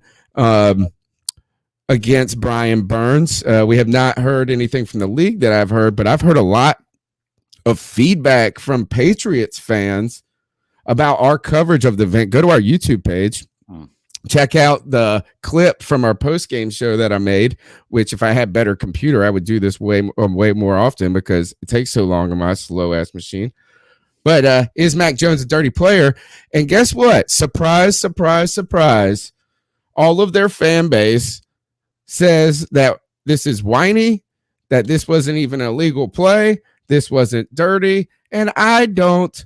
You know what? Why am I surprised? Cheaters stick together. Mm-hmm. They stick together. The number's 252-228-5098. Podcast brothers, how y'all doing? What's up, G? RTA.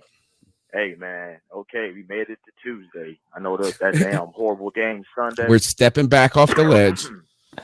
Excuse me, still on you guys. It's on everybody's mind. You know what I'm saying? But, yeah, let the shit go. You got Arizona this damn Sunday. And everybody is saying that we're going to get our asses kicked. But in reality, the way I look at it, we have had Arizona's number for the past couple of years, man. You know, because honestly, the last time they beat us was 2013. So it's been a while, man. It's been a while. I know their defense is fucking stacked. Their offense is good as hell, too, man. You know, I want to see what the hell is this damn quarterback situation. What's going to happen? You know, because now Sam Darnold needs an MRI. And you guys' opinion, do you think that Matt Rhule rushed Sam Darnold back into the lineup after that damn concussion? I think he fucking did. I really think he did, man. And another damn question, do you Bleav Matt Rhule and Scott Fenner are yes men?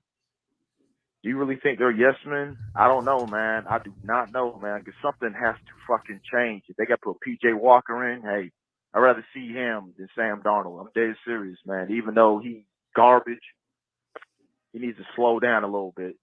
He plays too damn quick, you know. But give me your thoughts on that. Hey, are they yes men? Hey, are we going to beat the Cardinals? Let me know, y'all. Keep pounding. I think here's the thing is that there is the old adage, obviously, that any given Sunday, like Al Pacino could do the speech and, you know, anything could happen in theory. But right now there is zero, or I would say there's very, very little evidence that the Panthers are getting better from week to week at any level. And as the injuries pile up, as new players come in, as the coach's stock falls, you know, it just seems like we might wish that there is a way. Now, you know, but I don't know. When we asked Ed about the fact that Cliff Kingsbury has basically surrounded himself with people who are experienced, right? Yeah, to a certain degree, and I had their coaching staff pulled up. Go ahead. So let's talk about the fact that let's look at the Panthers, for instance, right? Matt Rhule surrounded himself with a guy, at least on the defense, that was experienced, who's had a lot of history, just being able to scheme defenses, right? And what is the best part of our entire team? Bar none. Yeah, right? it's definitely the defense. Yeah. Now, to that extent, right, let's go ahead and take a step backwards and also look at what we're dealing with. We have a stacked defensive line. We have a incredible secondary now that we've added a couple of different additions. We have Jeremy Chin. We have Shaq Thompson, who's actually turning it on. But I think you have to be able to put some of that onto Phil Snow, because Shaq Thompson wasn't playing to his potential until Phil Snow got here. You know, Dante Jackson was okay, but like I feel like this year he has taken a major step forward. Now, the past few games, I feel like Dante Jackson has been kind of missing in action a little bit, but missing in action, Jackson. That being said, like the defense is definitely our best part. Now let's look at this. What is their offensive coordinator? It's it's really Cliff Kingsbury. But he was right. He's prior, right? Yeah, he's the head coach. No, well, he was a college head coach. So he comes in, he takes over the whole squad, and then they have and he's going to be their offensive guy. Like that's actually the recipe a lot of people think is a good one. Right. Is because that's why people are actually like, oh, Joe Brady should be quarterback, because if Joe Brady really is awesome, he's going to leave and become a head coach. right? And that's the thing is, so you bring in the head coach, offensive guy who will stick around no matter what, and the guys who then he has to just worry about surrounding him with guys that are competent at their job, particularly on defense. And if you look at this, is that defensive coordinator Vance Joseph, 16 years of experience, he is a former NFL head coach, right? So it was 1 year. It was 1 year, but he had it. And all coordinators. Stay up there at the coordinators for me. My point being is every one of his, like the people that are his people that are surrounding him are experienced majorly, like 15 years in coaching experience, right? Cliff Kingsbury is the youngest on that entire squad right there. And he at least had an opportunity to prove himself beyond just being an assistant of some sort, right? That's the problem that I have with the way that our team is set up right now. Joe Brady should have never been hired for a rebuild, period. Like, no question about it. Like, Matt Rhule, okay, we can go ahead and bring him in. He has experience in, yes, it might have been in college, but he has experience rebuilding and coaching and everything at a high level at a head coaching position, right? Joe Brady did not. Joe Brady has had no experience outside of, like, even if you want to look at his NFL experience, it was so minimal. Like, and then he was a passing game coordinator. I know it may seem like we're trying to diminish what he's done, but I mean, I think it's fair to assume, like, I think it's important that we make the distinction. The weakest part of our entire offense is our entire team is our offense. And I think that doesn't bode well that our offense, again, this is exactly what I was talking about. Ed alluded to it. You've got to be creative when you don't have the pieces that should fit together, when you know that you have a weakness in the offensive line, when you know that maybe your quarterback isn't the greatest, you've got to get creative. And Joe Brady has done nothing to show that he is capable of doing something beyond what Madden suggests they should do on first down, second down, or third down. Joe Brady is not the guy, and he has not proven yet. And I think that he needs to go back and actually have an opportunity to prove himself at a level that's not so intense. Right now, I think the problem is I don't think he's going to get better in this environment. He needs to go back and kind of take another step forward other places. Joe Brady is not it, and he needs to be moved on. I tell you, if you do look at the experience, that's interesting when it comes to almost everybody is if you here, wait until you see the Panthers. Now, we don't list the years of experience, but just take a look at these guys' faces. All right. And particularly some important coaches, right? Is that obviously you got the young Cliff Kingsbury, the genius.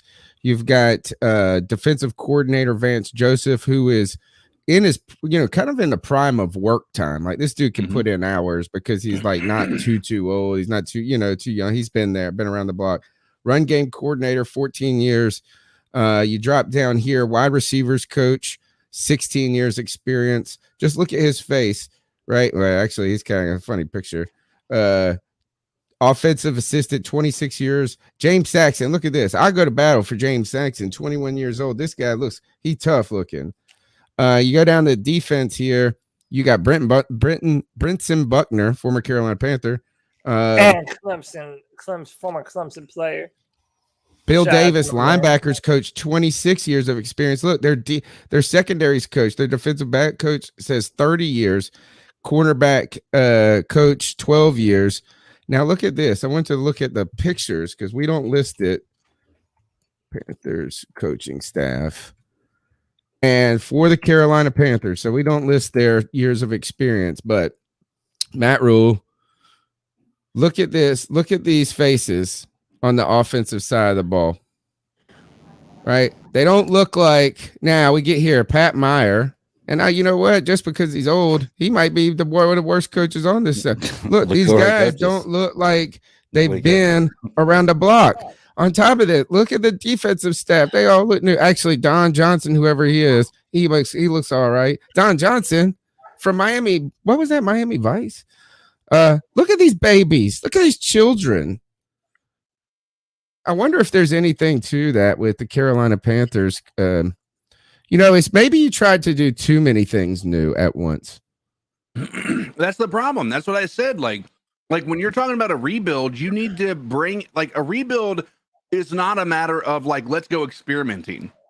right? Like, okay, let's go ahead and go somewhere else. Like, if we're going to bring in a new head coach who's never coached at a head coaching position in the NFL, but has had opportunities to coach at a head coaching in college and actually has a proven track record of rebuilding. Like, Matt Rhule has 6 years of head coaching experience before he in college before he moved over. Joe Brady has one successful season on a stacked team in LSU underneath the offensive coordinator as the passing game coordinator, right? Like, was not even like the mastermind. They want, again, it was easy for them to kind of give him as much credit as possible because it was an incredible year. But let's also keep in mind, he wasn't the guy calling the shots. Like, he wasn't sitting there making the decisions. And now that he is, we're seeing what he's capable of doing, and it's not much. I don't think he's confident in his play calling. I don't think he's confident in his ability to design plays, because what I've seen has been, again, very vanilla, and that's the problem. Like I said, I'm not trying to sit here and just pile on. I know he's got a lot of people off of the bandwagon that Joe Brady was when he first got signed, but at this point in time, the experiment's over. Get him out. Look at this. Two things to talk about before we move on. Here's an experiment that I did. Right now, I had not prepared this, but I think it's working out. So, who would be the second? Who would you think is one of the more important coaches on this list on the offense? Obviously, it's Joe Brady. We know his history. Tight ends coach, I don't know. For some reason, because everybody told me that Joe Brady was a super genius because he was the LSU offensive pass game coordinator, that sounds important. So let's go and look at Frisman Jackson's bio here. In 2021, Frisman Jackson enters his second season with the Carolina Panthers and first as offensive passing game coordinator after he was promoted from wide receivers coach, fresh off a record-breaking campaign with the team's pass catchers last year. We know DJ Moore, Robbie Anderson, Curtis Samuel had productive years, but look at this. Jackson came to Carolina in 2020 after spending the previous 2 seasons where? At Baylor under Coach Matt Rhule, where he served as the team's wide receiver coach. So here is what I'm saying is this. Look, he's had 2 years. He spent 2 seasons as a wide receivers coach in Temple. So he's been with so look, guess what? You know what? Matt Rhule is bringing his dudes. Look, let's see if he has any NFL experience. He played for the Browns for 4 years, and he has coached entirely. Oh, he was with the Tennessee Titans in 2017. 1 year, and he got fired. Yeah. So, that's an interesting thing right there is maybe there's something to that. Oh, the last point I got to make on this is that the most success Sean McVay has had was when Wade Phillips was his defensive coordinator. Now, I'm not saying that that's the best that the Rams defense has been in that entire time, but when they made that Super Bowl run, which actually I would say this, is that wouldn't your Super Bowl appearance be your best season? Right. So in their best season, in a early season, wasn't Sean McVay a first or second year coach? And then at that point, year, I think. And Wade Phillips, an old hat, right, who has seen everything that the NFL could do, was taking responsibility of that defense. Now, I'm not saying Phil Snow is essentially this young spring chicken. That's the problem. But wonder if throughout the coaching staff, there is too much inexperience at the pro level of how to engage with these players, how this season works, the rigors of it. They are having to learn everything.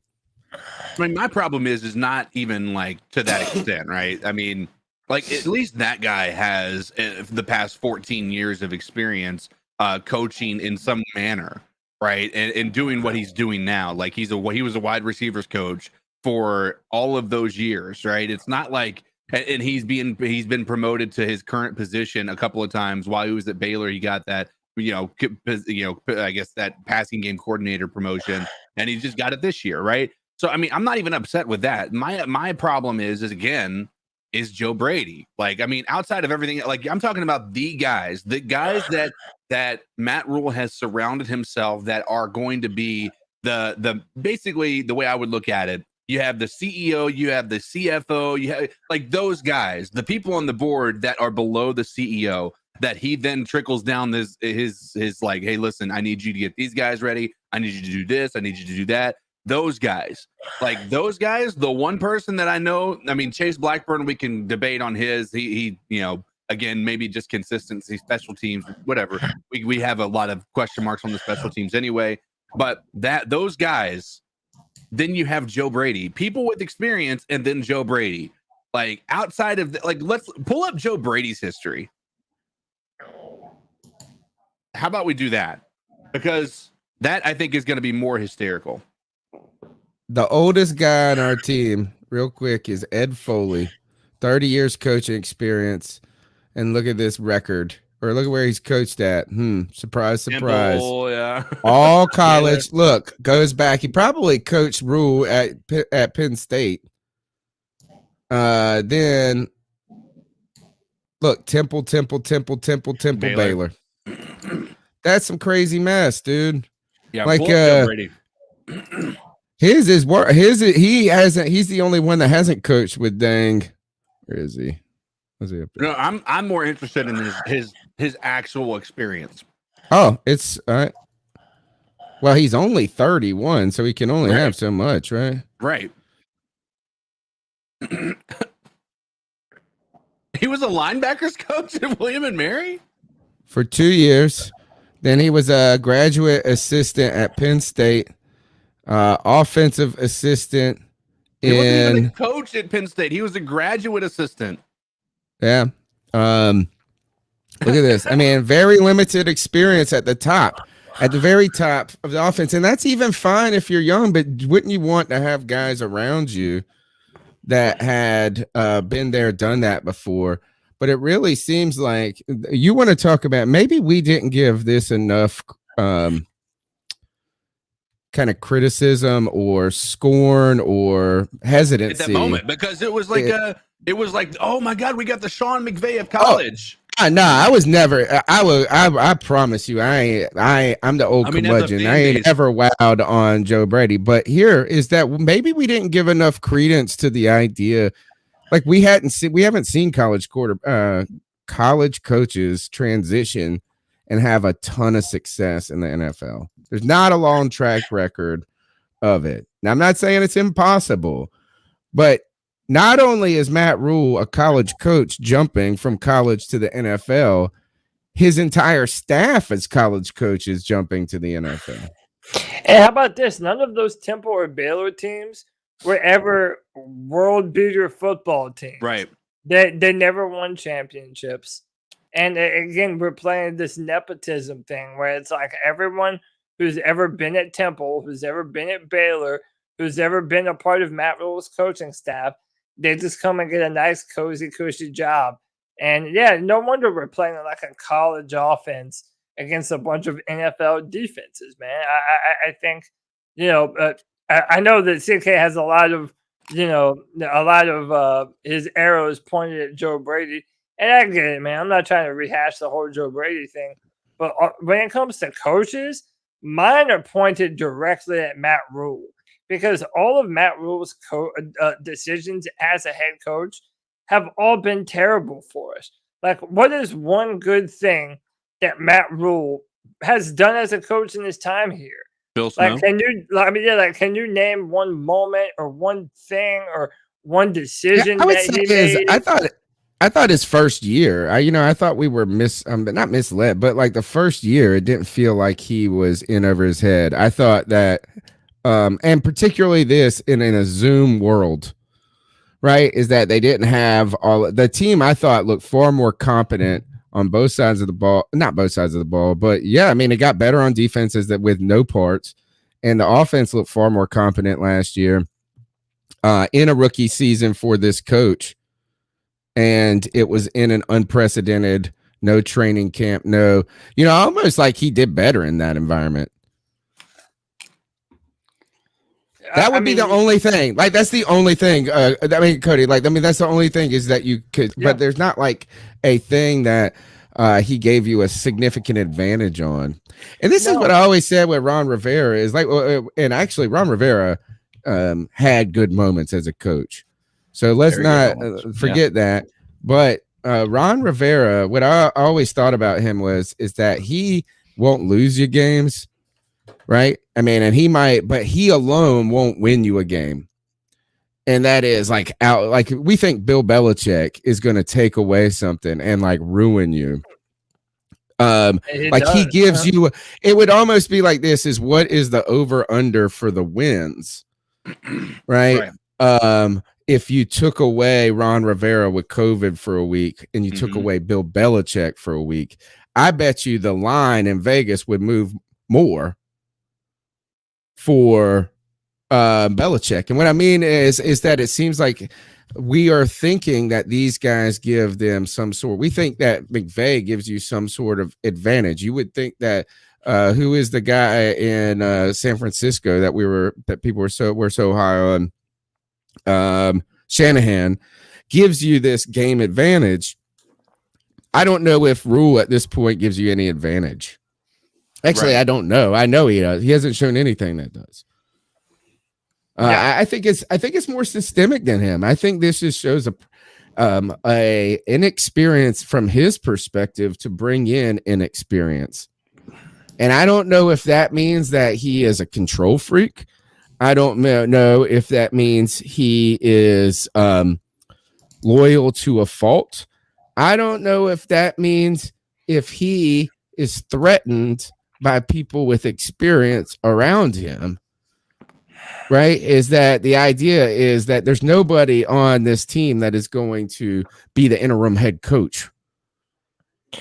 No, Andrew, that's a great point, man. He didn't bring a lot of experience to the football team. He brought a bunch of guys from college and expected that same success that he had to be able to translate over. And it hasn't. And I think that one of the things that's so upsetting is that we're all kind of learning on the fly who Matt Rhule really is as a head coach. And he is in over his head. And again, I kind of think he'll get the benefit of the doubt no matter what. And he's going to be a head coach another year. But I just don't see how this gets better, man. We need more than one offseason to fix this offensive line and to fix the quarterback position. And do we think that Matt Rhule and Joe Brady and Phil Snow, are they going to survive more than 2 more seasons of Phil what Snow, we're current? And Matt Rhule, yes. But Phil Snow, listen, if we fire Matt Rhule, Phil Snow's out the door too. So is Joe Brady. Yeah. I just don't think that. I don't think we'll get more than 1 year of Matt Rhule being an average NFL head coach. I think if he's average, like if we have a step forward next year, he's still going to get a 4th year. I think Joe Brady, here's the thing, and this is why, like my arrows, you're right, they're pointed heavily at Joe Brady, and it's not Joe Brady's fault, right? It's not. It is entirely, in my mind, one person's fault, and it's one that you and I both have grievances with, Cody, and it's David Tepper. Yeah. David Tepper is the one that brought Joe Brady. Joe Brady was not a Matt Rhule hire. We all know that. He does not fit what Matt Rhule does. Like, it's never, like, basically this was David Tepper sitting there thinking, this, offensive genius that destroyed, the league and the Clemson Tigers when they went to the college football championships, right? Like that's what we saw. He had a historic year under, with Joe Burrow at the helm. Joe Burrow had one of the best years as a quarterback in the league, right? Or in the college. And the problem is like that was 100% a Tepper move, 110%, right? And right now, that's who I have more of a grievance with. I think Matt Rhule still has an opportunity to show that he's capable of doing some stuff. Right now, I think we're going to see this year in the draft what type of coach we have. If they actually start going after offensive pieces and in the draft and they make that a priority, then maybe, we'll start to see that improvement that we're looking for. What I will say, you asked what is one good thing that Matt Rhule has done. It's kind of a pros and cons to it. The pro was we had 1 year of Teddy Bridgewater and he cut the ties. Like he didn't sit there and let that bleeding continue. The problem was he replaced him with Sam Darnold. Right? It was like he's not afraid to realize, listen, we made the mistake. We need to figure something else out. But like I talked about before, I just feel like we're just in this carousel where we're constantly buying high and selling low, and we're at a loss every time. And we're continuing that with Sam Darnold. And whatever we end up doing, if we go with a first round draft pick for a quarterback to try to, fix this, and then we still haven't assessed or addressed our offensive line, we could ruin a rookie quarterback as well. Yeah. So, See what he did there? Carousel. As I circled around these, I circled the screen layouts like the Carolina Panthers are rearranging the offensive line. Last night I was on Charlotte Vibes channel, and he had it so the person, and maybe I could do this right here. Say something now, Cody, because let's see if you switch to. No, you have to do it. You have to do it. How do you do it? How is he making the this is how you do a solo layout, and then on something. I know that, but he was able to do this layout right here, and whoever was talking, he would make them the central, the big box. Been doing that himself the whole time. Just a lot of work. Yeah. I'm just trying to figure it out. I mean, I've used this and I just clicked all the buttons. I don't know what else to click. I feel like I'm in Super Troopers when they tell them to pull over and they say we're already pulled over. Let's go to the cat calls 252-228-5098. What's going on, CP Nation? This is your boy Jay Anderson hitting y'all up. Man, I watched the Matt Rhule press conference. Look, man, the dude gotta go. He just gotta go, man. He gotta go back to college. He can go back to college, be a success. Hey, Nick Saban did it. Like, bro, just go back to college. If Penn State job end up opening, man, just go to Penn State, man, and live your life as a great college coach. And he could be a good college coach. I mean, he has proven that he can be a good college coach. I mean, just go ahead and be a college head coach, man, and be a face of that program. Because you're not the face of the NFL of the NFL team that he tried to be. You don't want no alpha males in this locker room. He wants to be the face of the Carolina Panthers. Like, dude, get out of here with that. Players are the face of the franchise team, not the head coach. So get out of here. Next thing I want to get into is like the disrespect from the Carolina Panthers when they posted that banner and cropped out Cam Newton. That is absolutely disrespectful. That's just like if they had posted up a banner, if back in 2014 and Dave Gettleman and all in the Panthers, people, they posted up a banner of the 2003 team that went to the Super Bowl without Steve and Smith. they cropped out Steve Smith. Mm-hmm. It's absolutely disrespectful. I don't know what went on. Did Cam Newton and Nicole Tepper had something going on or something like that? For sure. For David Newton that rumor to be going. disrespecting Cam like this? Because this ain't the first time they disrespected Cam. This ain't the second time they disrespected Cam. They disrespected Cam like probably more than 5 times they have done this. This is absolutely, just plain disrespectful, man. And for the people that said, y'all need to apologize to Teddy, and fuck y'all, man. That whole, man, I'm cool. I'm cool with old boy David. David is a cool dude, but he need to stop with that old apologize to Teddy. First of all, we didn't want Teddy in the first place. Teddy shouldn't have been the Carolina Panther. Ain't got no problem with Teddy, but Teddy shouldn't have been the Panther, a Panther in the first place. Good call. Like, we didn't want him. We wanted to tank the season and get Trevor Lawrence or get Justin Fields or get Trey Lance. That's what we wanted to do. But at the same time, we did was like, okay, since we. He got cut off there, but yeah, man, is that the dagger? We talked about the salt in the wound last night, as Justin Fields looked like he's progressing. And look, some people are gonna come and say, "Oh, he hasn't been fantastic. He only threw over 200 yards one time." He's a rookie, He is like he's not supposed to be great at this point. He's not a fourth year guy like Sam Darnold, who Also- is supposed to be getting it at this point. He's not like Kyler Murray, who's in his third year and is getting it. He's a rookie, and you know what? And He on the showed a lot Bears. of poise last night. That's what I was about to say. He doesn't have very good offensive weapons around him either. Well, the offensive line struggles. He's not been, you know what I mean? There's some different things going on there. And one of the things that's going on is the referees have a big issue. Boy, they just threw that for Pittsburgh last night. Bro, it's been a problem all season. Like, even as a Panthers fans, like, I mean, we got to keep in mind, like, what we're seeing right now is absolutely unacceptable. Like I don't know. I feel like it's like every 2 or 3 years we feel like the referees are just really bad.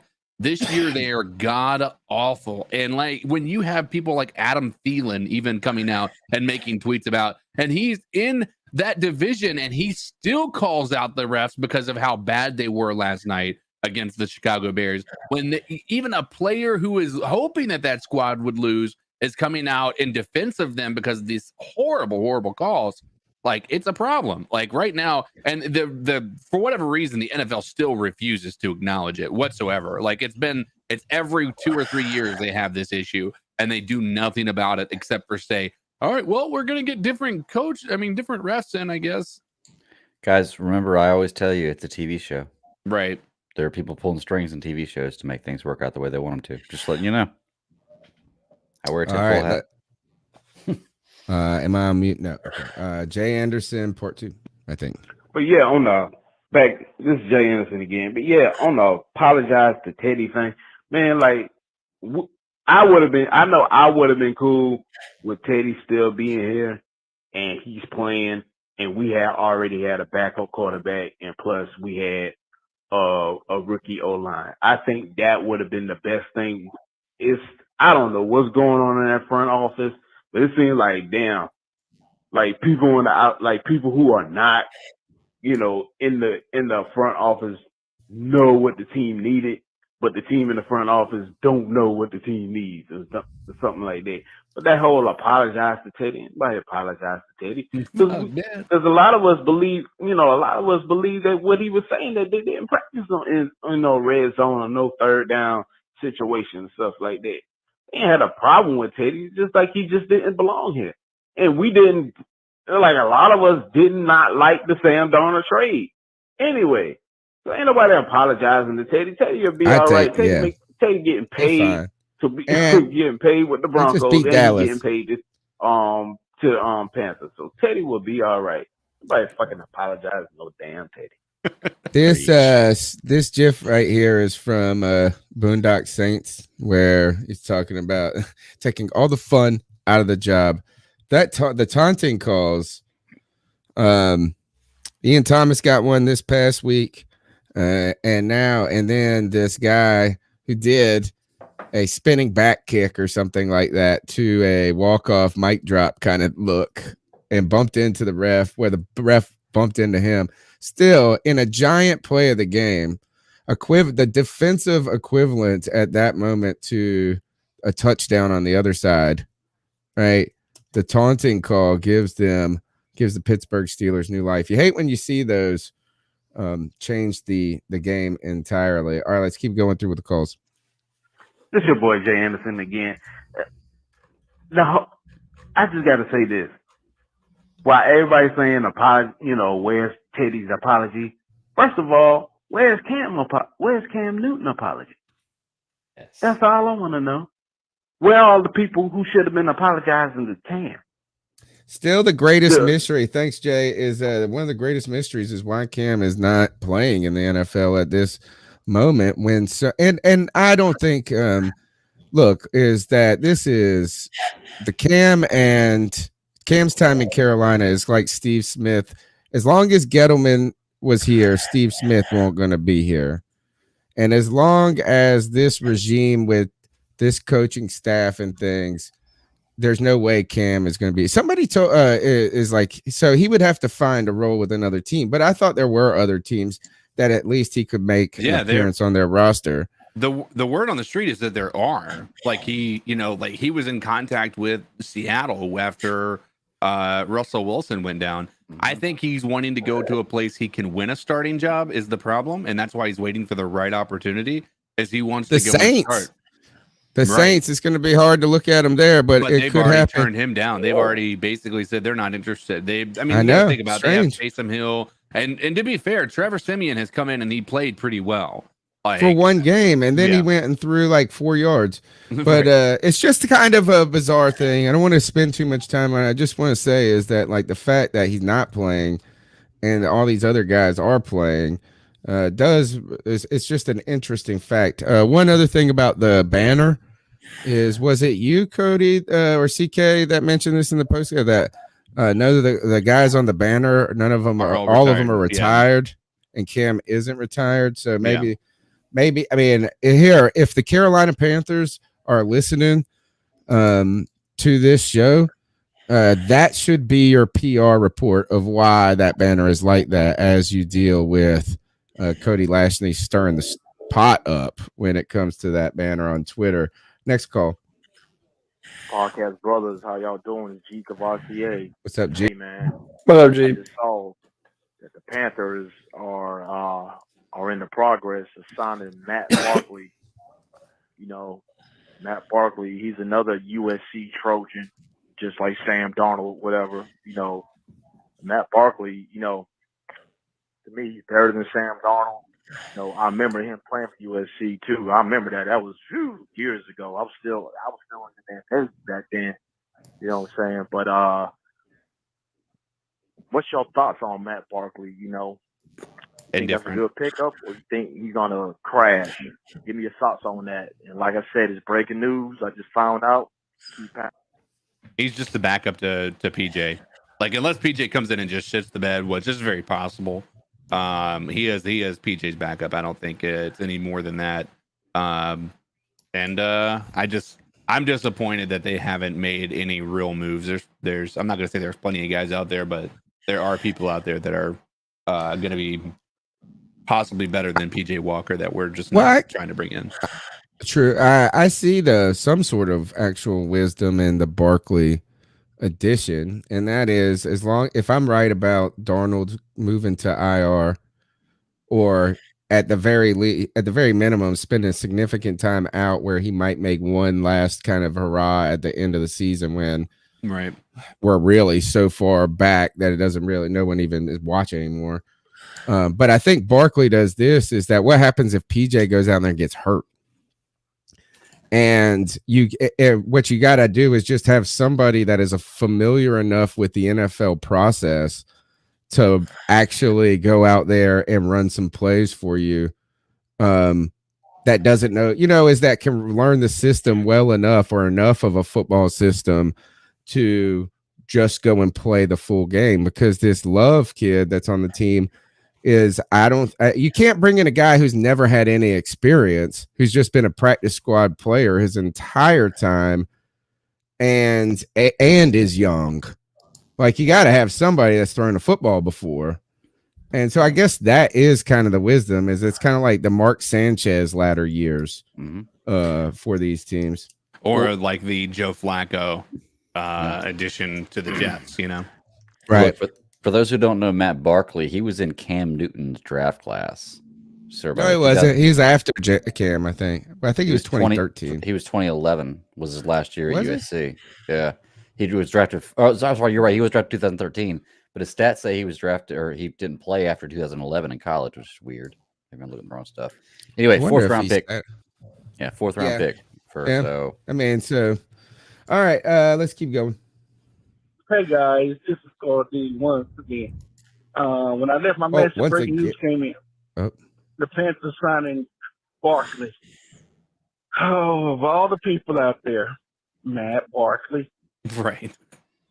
Hey Cody, I have a quarterback for you. We could have picked up. He's a rookie. He was part of this.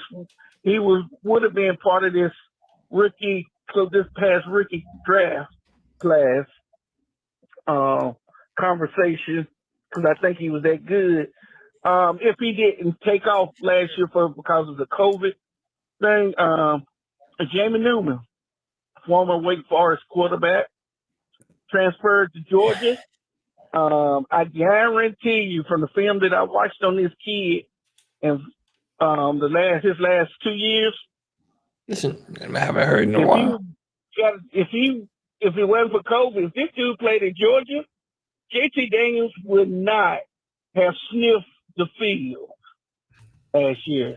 I think this guy's good. If you want to, I mean, yeah, you screwed up and didn't get a quarterback. I think this guy, you take a chance on this guy. He's a rookie. He's sort of raw, but good arms, good feet movement.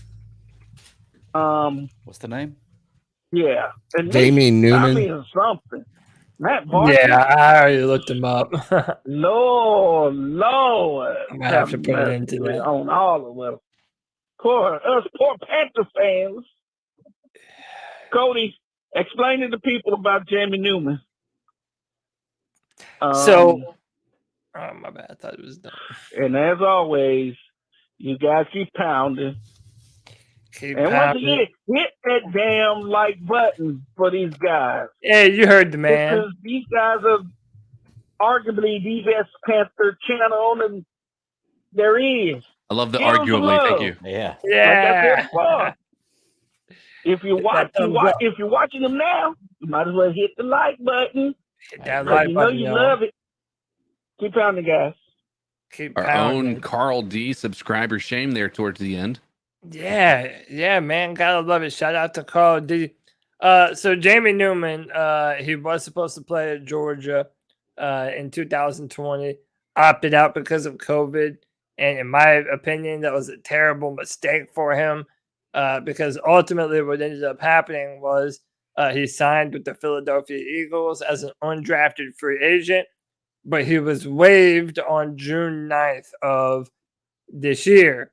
And I mean, yeah, listen, we could have potentially gotten Jamie Newman, but the thing is, we were in the top 10 and 2 quarterbacks fell to us. Now, obviously, I was a much bigger fan of one over the other. Mac Jones opposed, yeah.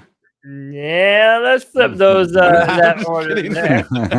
But yeah, man, look, we had an opportunity to draft Justin Fields. We chose not to do it. And, you know, again, these little one-off decisions have such lasting consequences. You know, the fact that we didn't take a quarterback, the fact that we didn't draft a left tackle, the fact that we didn't put more emphasis onto the offensive line with the better free agent picks. You know, like I said, we only have so many resources to be able to fix this next year. So I don't know, man. I think it should have been Justin Fields. Either that or Justin Herbert the year before.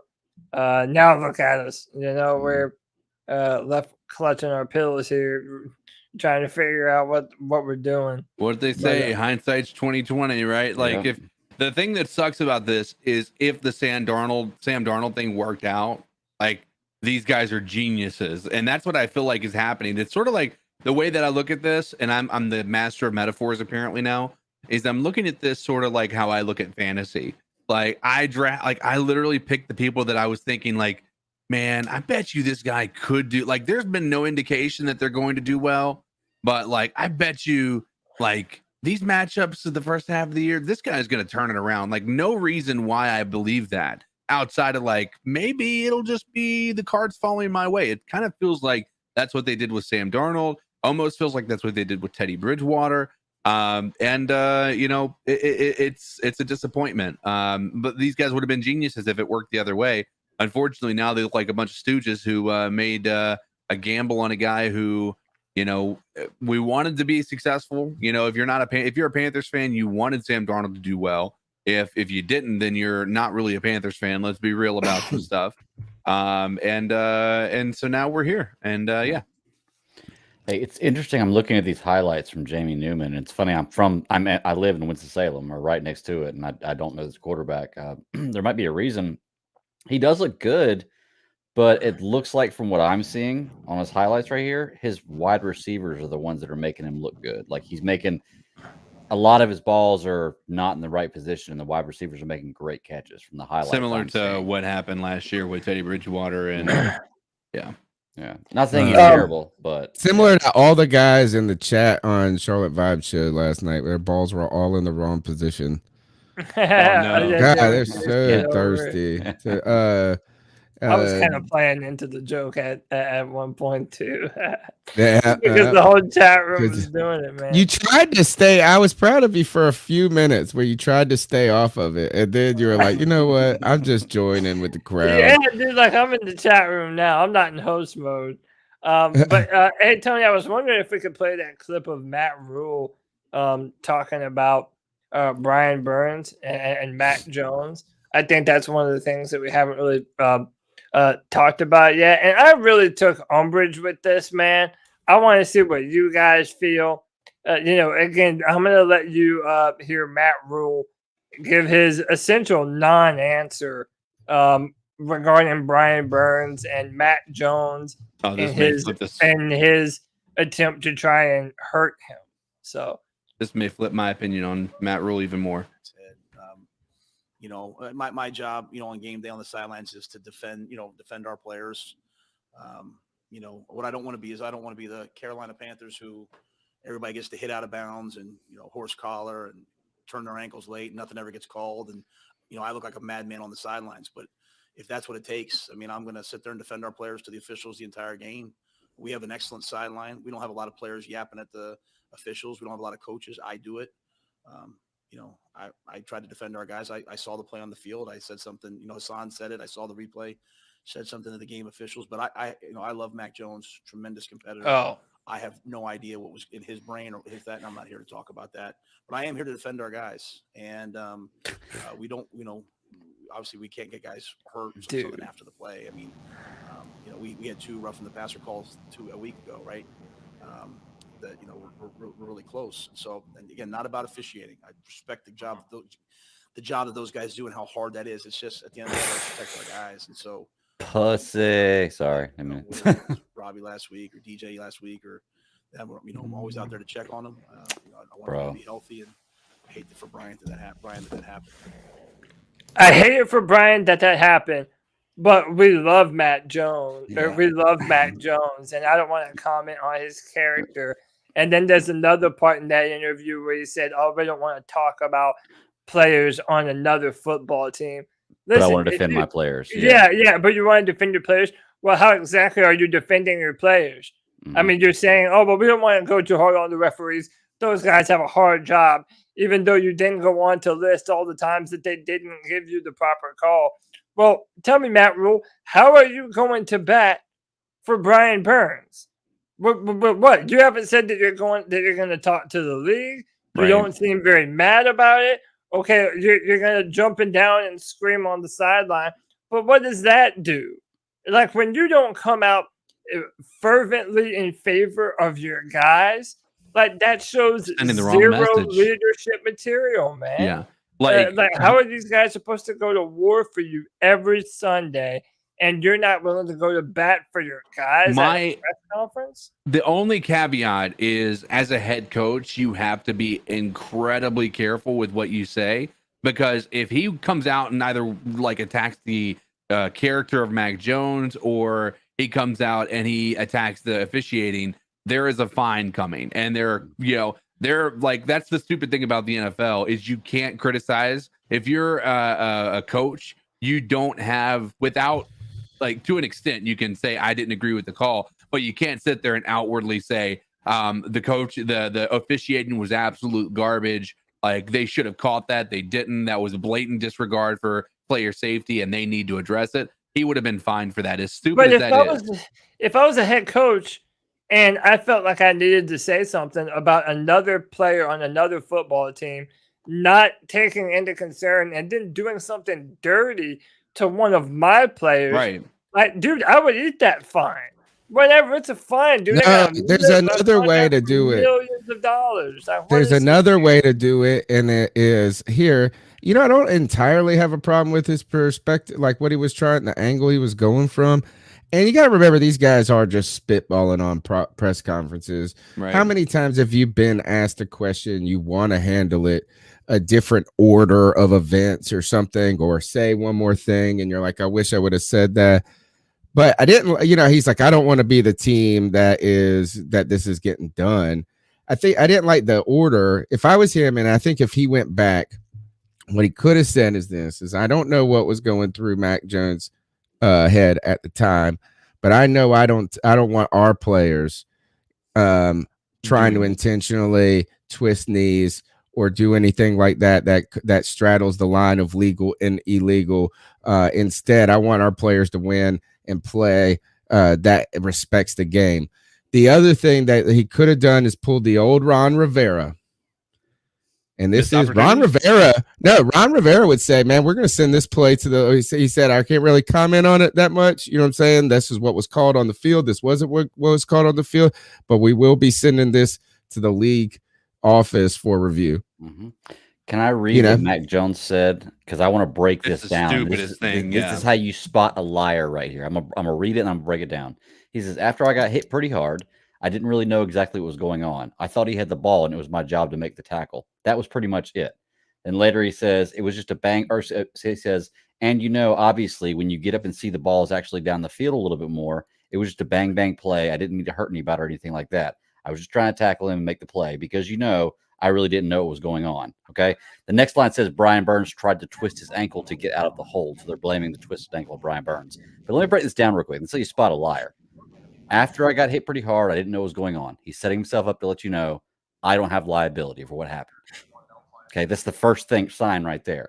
Then later in the statement, he says, when you see the ball is actually down the field a little bit more, when previously before he said, I thought he had the ball. So in the same statement, you're saying two different things. I thought he had the ball. I saw the ball down the field. Okay. And then he repeats himself by saying, I didn't really know what was going on. This guy's lying. He's lying his ass off. And then the statement after that says Burns twisted his ankle to try to break free from Jones. Brian Burns did a 360 and twisted his ankle to try to get free from Jones. Really? That's really what happened. And he was trying to pull his leg out, but that dude was holding on. I mean, it was clear the ball was way down the field. Right. If Brian Burns had the ball in his hand, everybody would have been running towards him. Right. Exactly. Everybody is running away. Both teams are running away. And I want you guys to, just go look at the comments, folks, that these Patriot fans, these cheating Patriot fans are leaving on our video titled is Mac Jones a dirty player. It's interesting to see their perspective. They stick together. And another thing is it does show you see what you want to see in life. Oh, absolutely. Is that like we see if you want to see a quarterback that's great, we the rose-colored glasses, the things like this, you project your perspective on events. Let's go through with the next goal. Oh, you got one thing to say real quick? Can I share this real quick? This is the best view I've seen of this play. I've got it. Y'all just got to let it. Yeah, go ahead.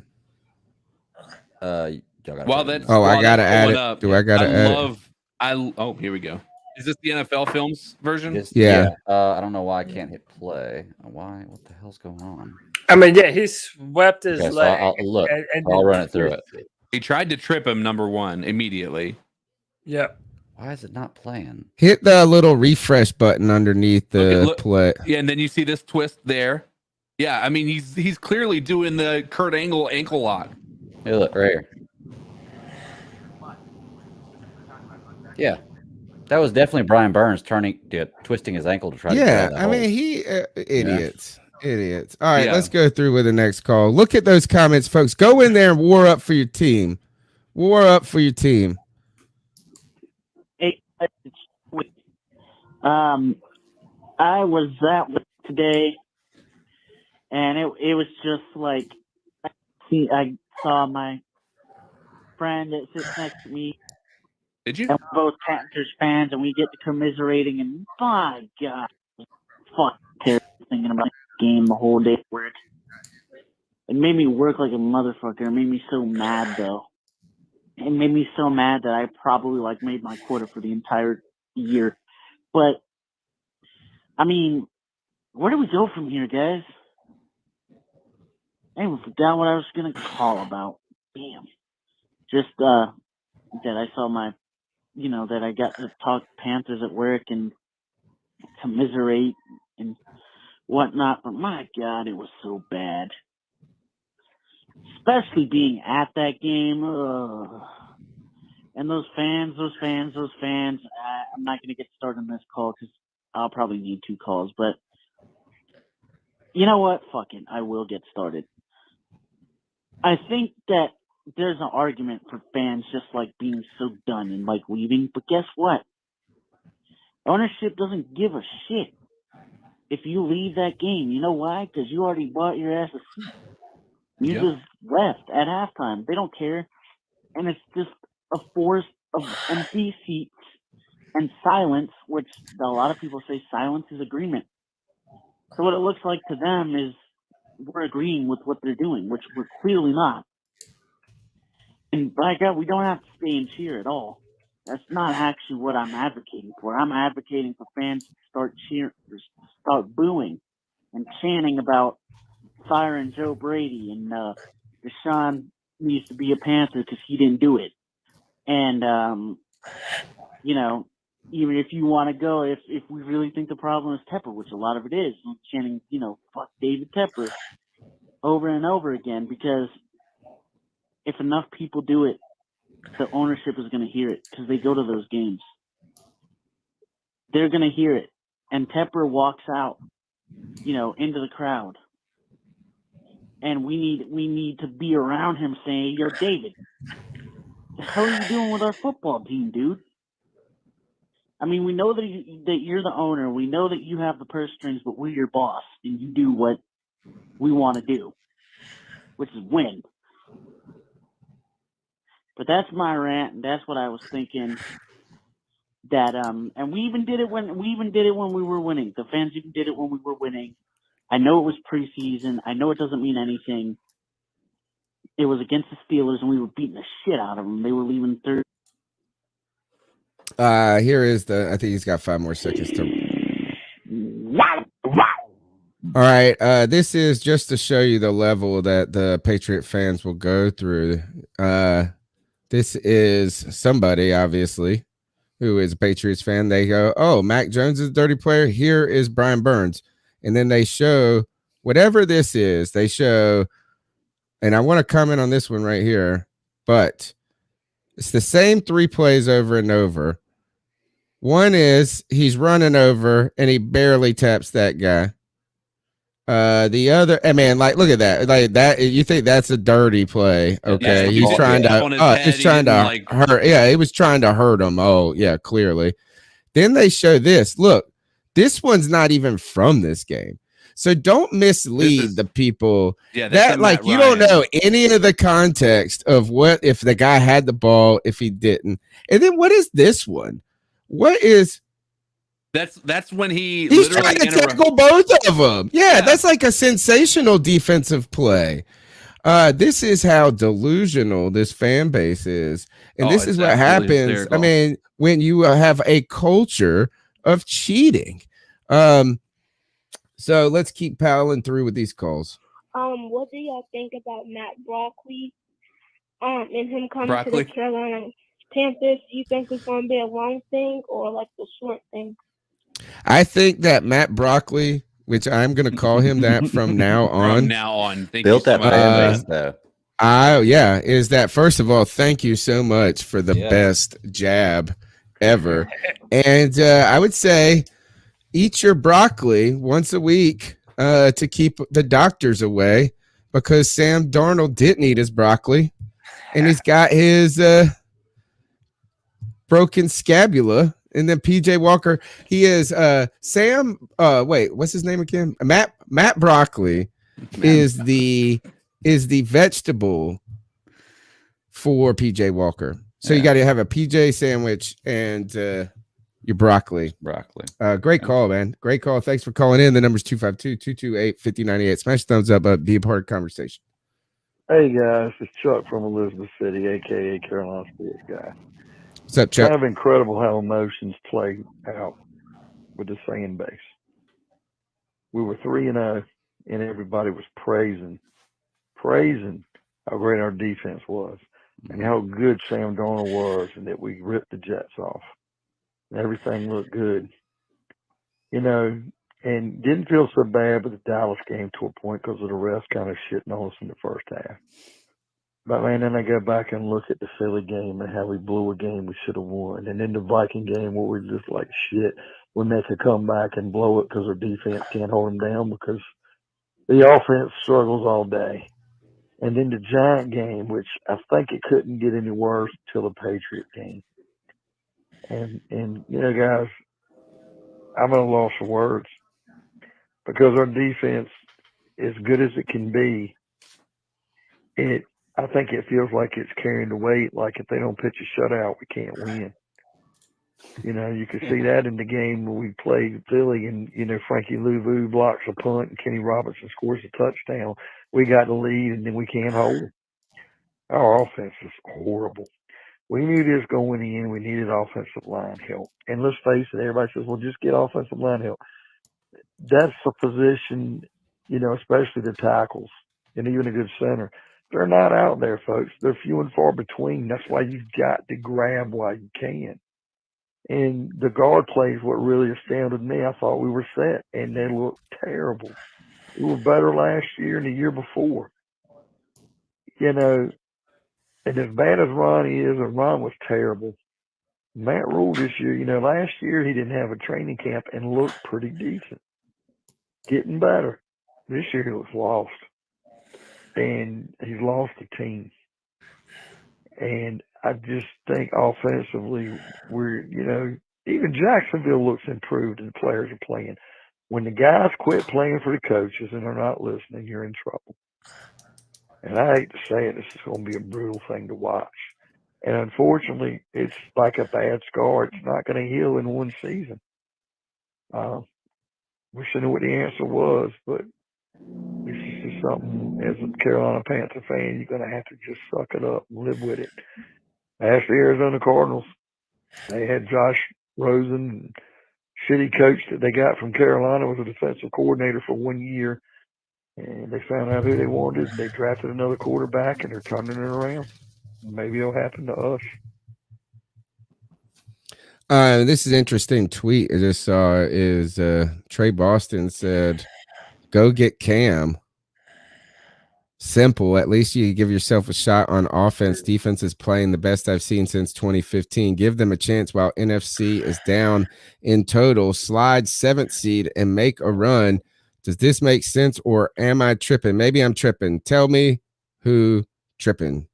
Interesting. You know, I like this is they should bring Trey Boston in to do some work for the team because not even as a player, but like he's a good cheerleader. And he's a hype man if I've ever seen one. Yeah, exactly. And he's cool with the fans. I mean, he's great. He's got charisma.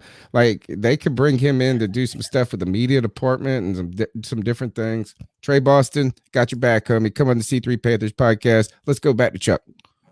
Hey, it's Chuck from Elizabeth City, a.k.a. Carolina Sports Guy. I am so fucking tired of hearing all these stupid-ass wannabe Carolina Panther fans.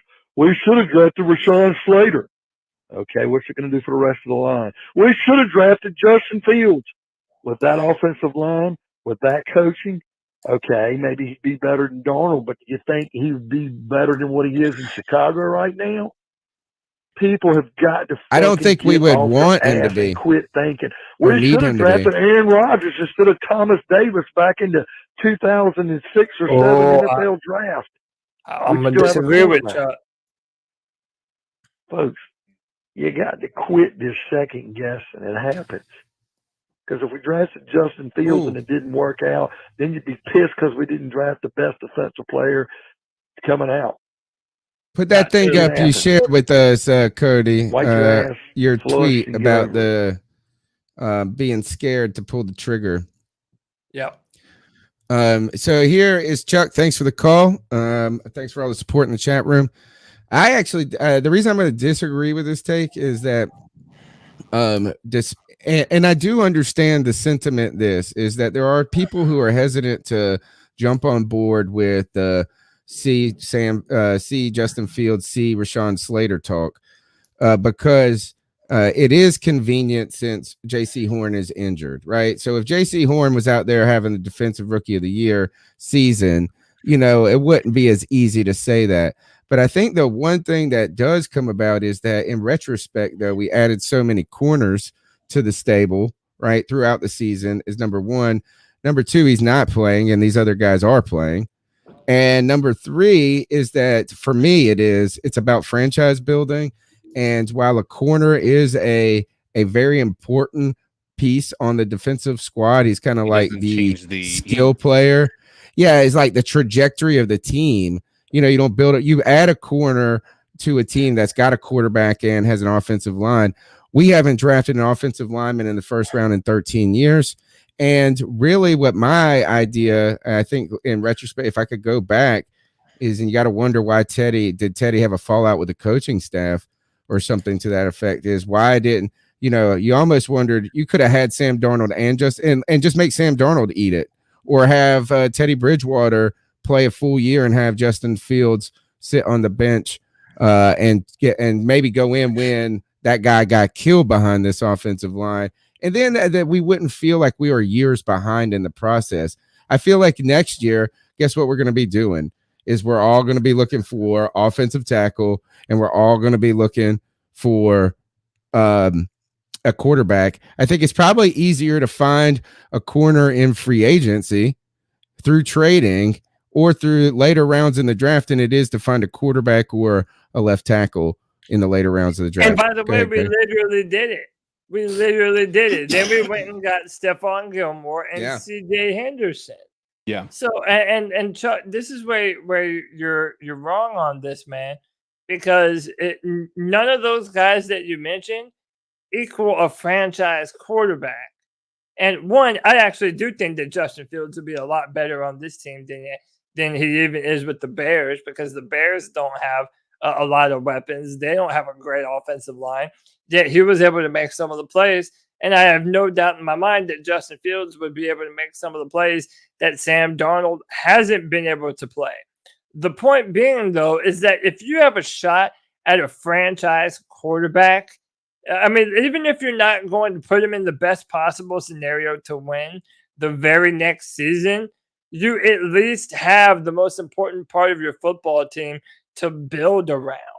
And I mean, if Rashawn Slater, if we drafted him, yeah, we would have had a franchise left tackle, but ultimately it would have been the same scenario. If we would have but it would have helped the trajectory of the team. Is that like if you're turning a big ship, you don't turn a ship on a dime, but a left tackle is a bigger rudder turn for a team that has no offensive line than a defense that has some parts to it already that can add. You can't just get a Stephon Gilmore in for a 6th-round pick. You can't.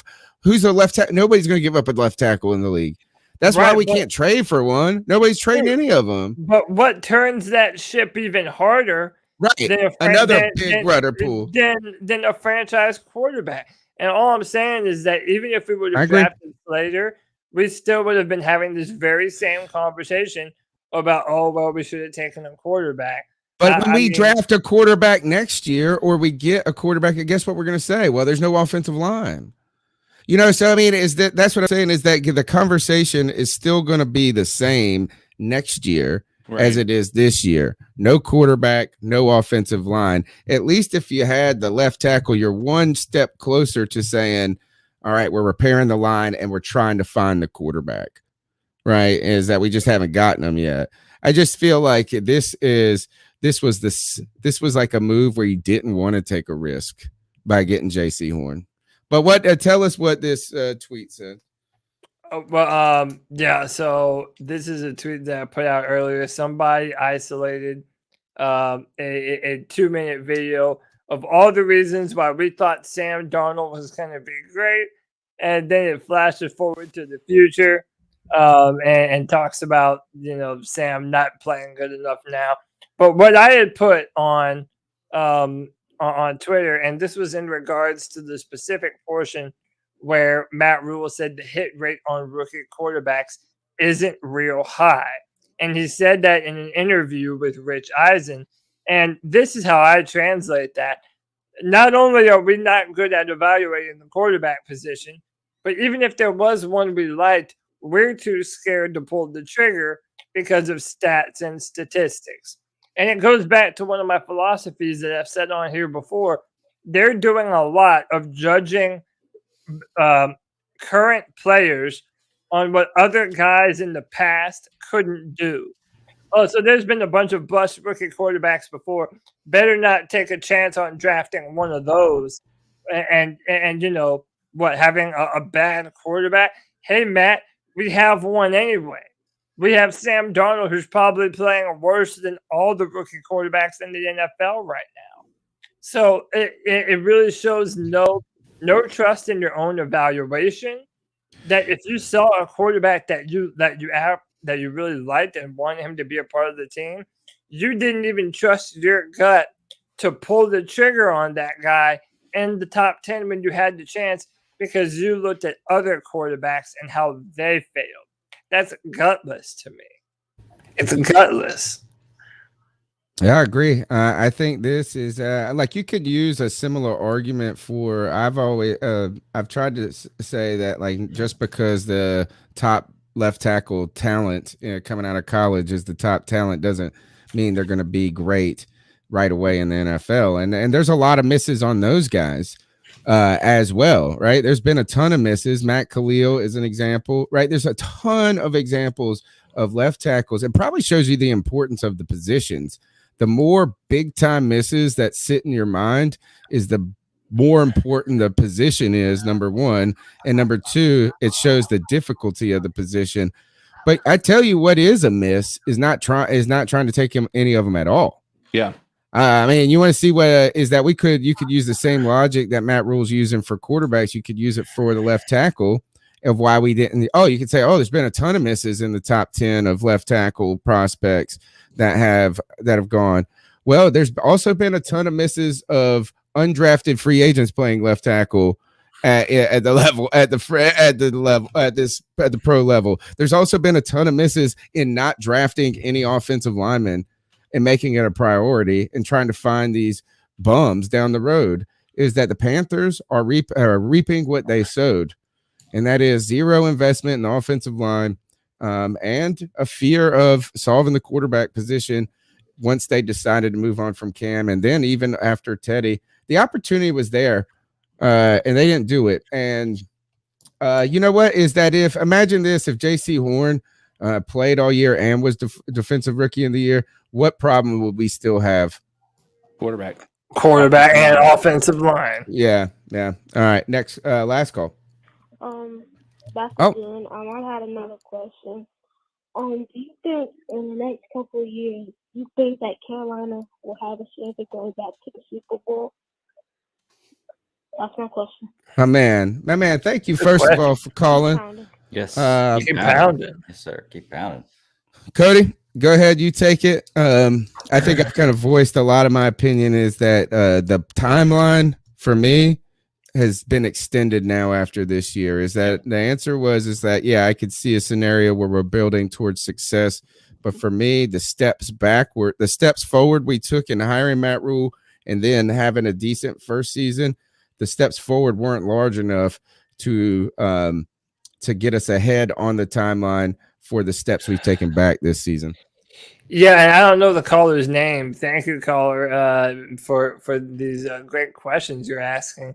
And yeah, I agree with you, Tony. We're further away from a Super Bowl team than I thought we were at the start of this season.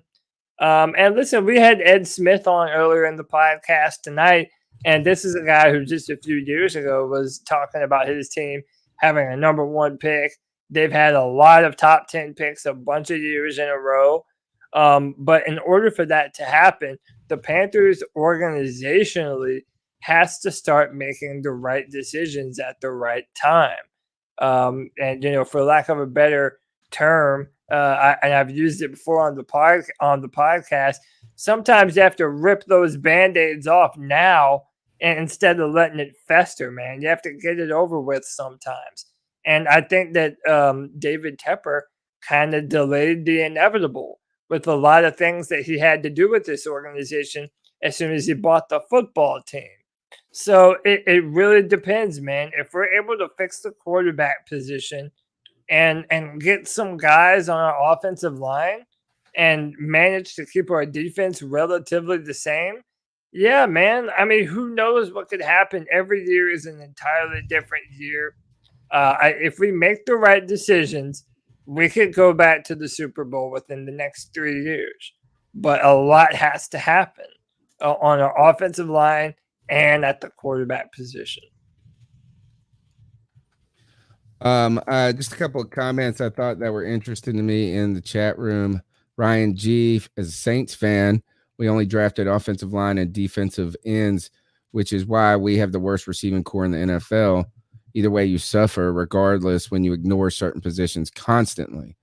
I think that some of it is that it's just the lack of long-term investment at the position of offensive line that's been a problem for the Carolina Panthers. Again, 13 years since we drafted one in the first round, when it has been a continuous and habitual problem in Carolina. And also I'd point out that obviously Michael Thomas is the richest forgotten man already. Wasn't he? He was a second round pick. He was pretty good, right? Some different things. I think he was a second round pick. Maybe I'm wrong on that. The other one was Lonzo Haith Jr. says, I'm sorry, but the Giants and Pats game wasn't on the offensive line. It was on poor offensive play calling and a horrendous QB play. Look, QB play horrendous. Agreed. No disagreement there. But so was the offensive line too. So they both were bad together. And I'm not saying one was bad because the other one was bad. They just both stunk. Both stunk. I mean, it can't be. It's not mutually, exclusive that they're both bad, right? Right. They're not causal. They're corollary, right? Is they both coincide. And I saw this picture in the group chat for the creators. Did you see that picture that I sent you guys? The picture of the guy. Tell me what this is about. Let's see if I can get this to come up. I want to know in what possible world this can happen. Like, what was the context of? Is it? This and I can't get. Like, what is the context of this? Judon had literally touched Dennis Daly, and Dennis Daly had that happen to him. Like that was one of the facts. He's like 9. Like it looks like he wasn't touched. It looks like he just ran over there and dove at the hash or something. Like what? It just is such a bizarre. Welcome to why that's absolutely hysterical to see. Like that's what. Again, like that's a prime example on how bad our offensive line is like that. That's not again, that's hysterical, but it's not the first time. Again, it's not like it's more often than I'd like to admit that I've seen our offensive linemen end up on the ground barely being touched or just letting somebody go by them completely untouched. Our offensive line is absolutely garbage, and that's hard to argue at this point. All right. That is really about all I got. We've been through the calls quickly. The Panthers are on the road to the Arizona Cardinals. Anybody, your thoughts on and nobody is taking them, right? Nobody's taking the Cardinals? No. Right, the Panthers. We're not keeping score, really, right? Because if we were, I would probably do it. Yeah, we are keeping score. Are we? Because I was, but I lose it every week because I drink a lot. There's no official score, right? So I don't think anybody. If we're doing this week's pick 'em, no one's picking the Panthers to upset the Cardinals. I don't think on this show, man. If I'm wrong, nah. The Falcons are heading to the Cowboys. I think this is a bounce back game for the Cowboys. It's tough ass for the Falcons. But I mean, the Falcons aren't a dead team, but we beat them. They're not a good team either. I'm picking the Cowboys there. Anybody want to try their luck with the Falcons? No, man. I don't ever trust the Falcons to do a thing like that, man. Cowboys are one of the best teams in the NFL right now. except for well, they got against beat by Denver. they got smoked by the Denver Broncos and Vic Teddy Fangio. Bridgewater. And the Bills got beat by Yeah. the Jags. It happened. Yeah, man. I mean, That's why I said the anything- Panthers any- will any probably given win one Sunday. more game. That's why I said the And Vic Panthers will probably Fangio- win one more game, man. Yeah, And Vic they give Fangio him said that the blueprint on how to beat Dallas is out now. How about that? Wow. That's interesting. All right, the last game here, and here's another one for you, Cody. You want to talk about to show that these things aren't any given Sunday. The Saints go and beat. Didn't they play last week? No, the Bucks, Saints, or that was 2 weeks ago. That was 2 weeks That was ago. 2 They weeks beat the ago. Bucks, Okay. and then the Falcons beat the Saints this week. Oh yeah. So any given Sunday, the Saints are on the road against the Titans. I think the Titans. I mean, I think they're killing it. I mean, they're good, even though they're with. I think they're without. I mean, obviously they're without Derrick Henry. I think they're a better team at this point. They have a quarterback that's been their starting quarterback. They're starting to get better on defense. I got the Titans. Yep. Around the horn. Oh, well, I guess what? We all had the same picks this week. Let's go through the last segment of the show, and that's our ice up pick for the week. It's our homage. It's our ice up. This is our homage, folks. If you're not familiar with it, the ice up pick is our homage to Steve Smith. And by the way, if you will want to see the exact game that saying came about, it is a awesome watch. It is the Monday Night Football game where the Panthers play the Patriots, Cam Newton and crew at Bank of America. Upset. Well, I guess you would say upset. Yeah, upset in our 13. We went 12-4 that year, I think. Cam Newton had a sensational game, and he was electric. Steve Smith was just a big play, and him and Aqib Talib, yeah, because not Aqib Yeah, Talib. you're saying it right. Aqib Talib. Not Talib Kweli, good rapper, but they were battling. You know what is that was one of the last temper tantrums I've seen on the field. Is Talib or whatever the hell his name was. He got mad, dude. He was coming after, and they were carrying this off. They had to sit him. The Panthers win that on a controversial play for the whiny cheating. We're not. Yeah. I guess Yeah, the Patriots. I'm surprised nobody has said anything about it in our chat room that's a Patriots fan, but they picked up the flag. That was what they thought was a holding. Upset. Tom Brady screaming at the refs. Fun game to watch if you want to watch something that brings back better memories than what we've seen this past Sundays. All right. Yeah. Ice up, son. Who you guys got? I'll just Yeah, one go. Greg? I'll just go Yeah, I'll have broad. a Yeah, good one. I'll just say New England Patriots, man. Tony, I'm sitting here looking through this comment. You posted this this first things first Twitter or feed with them talking about this Mac Jones play, and dude, I can't understand what goes through the minds of Patriots fans. I really can't. Like there is no way to defend some of the stuff you have. And I'm looking at this one you replied to and actually just replied to yours because it's just absolute bullshit. There's no way you can look at the Brian Burns play and say it wasn't dirty. And there's absolutely no way you can look at these videos they posted to try to counter that with Brian Burns and say those plays are dirty. Like, it's just absolutely insane. I have no idea through all the years of the cheating, the rules changed, everything they've had go in their favor, everything they've had to work out for them, how you can possibly complain about anything. What are these guys talking about? They're delusional, man. Patriots They're fans delusional, are delusional. But this is like comfortable positioning for them. Yeah. Right. Like it's like, and this isn't a matter. Yeah, this is the world they live in. Yeah, exactly. It's normal to them. It's like when you stink, but you don't know you stink. You know, Yeah. It's like everybody else knows you stink, but you're used to it. So you don't know you stink until somebody tells you, hey, you stink. So, yeah. So Patriots fans, man, ice up, especially this week. This is some bullshit. Just admit your quarterback, once again, is a dirty motherfucker.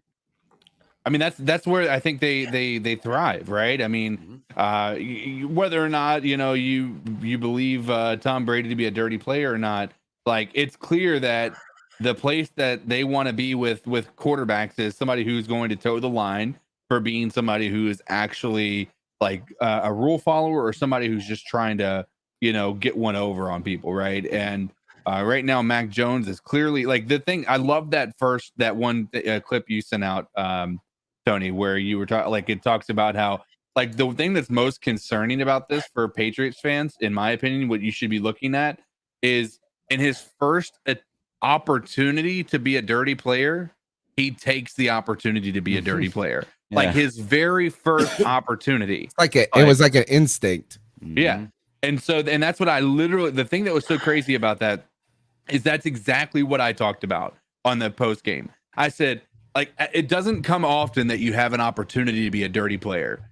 And it only took one opportunity for Mac Jones to take that chance, or take that opportunity and go forward with it. And he did. And he did it with an attempt to try to ruin someone's season. Like, it was not unintentional. Like, you look at that. He literally wraps and then starts to roll over like he was trying to do it. Like, there is no defending that. That's exactly what he did. Yeah. You're also the position, too, that is the most protected in the league, right? Like, as like you play quarterback in, they're the most like glorified, protected kid's glove position.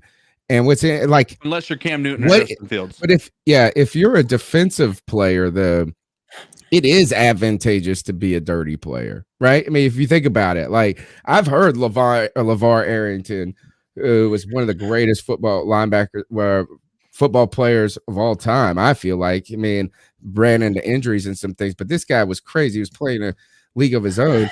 He said he was trying to break Cat's ribs. Like, he wanted to, like, you have to have that dog, like, I'm trying to hurt you mentality.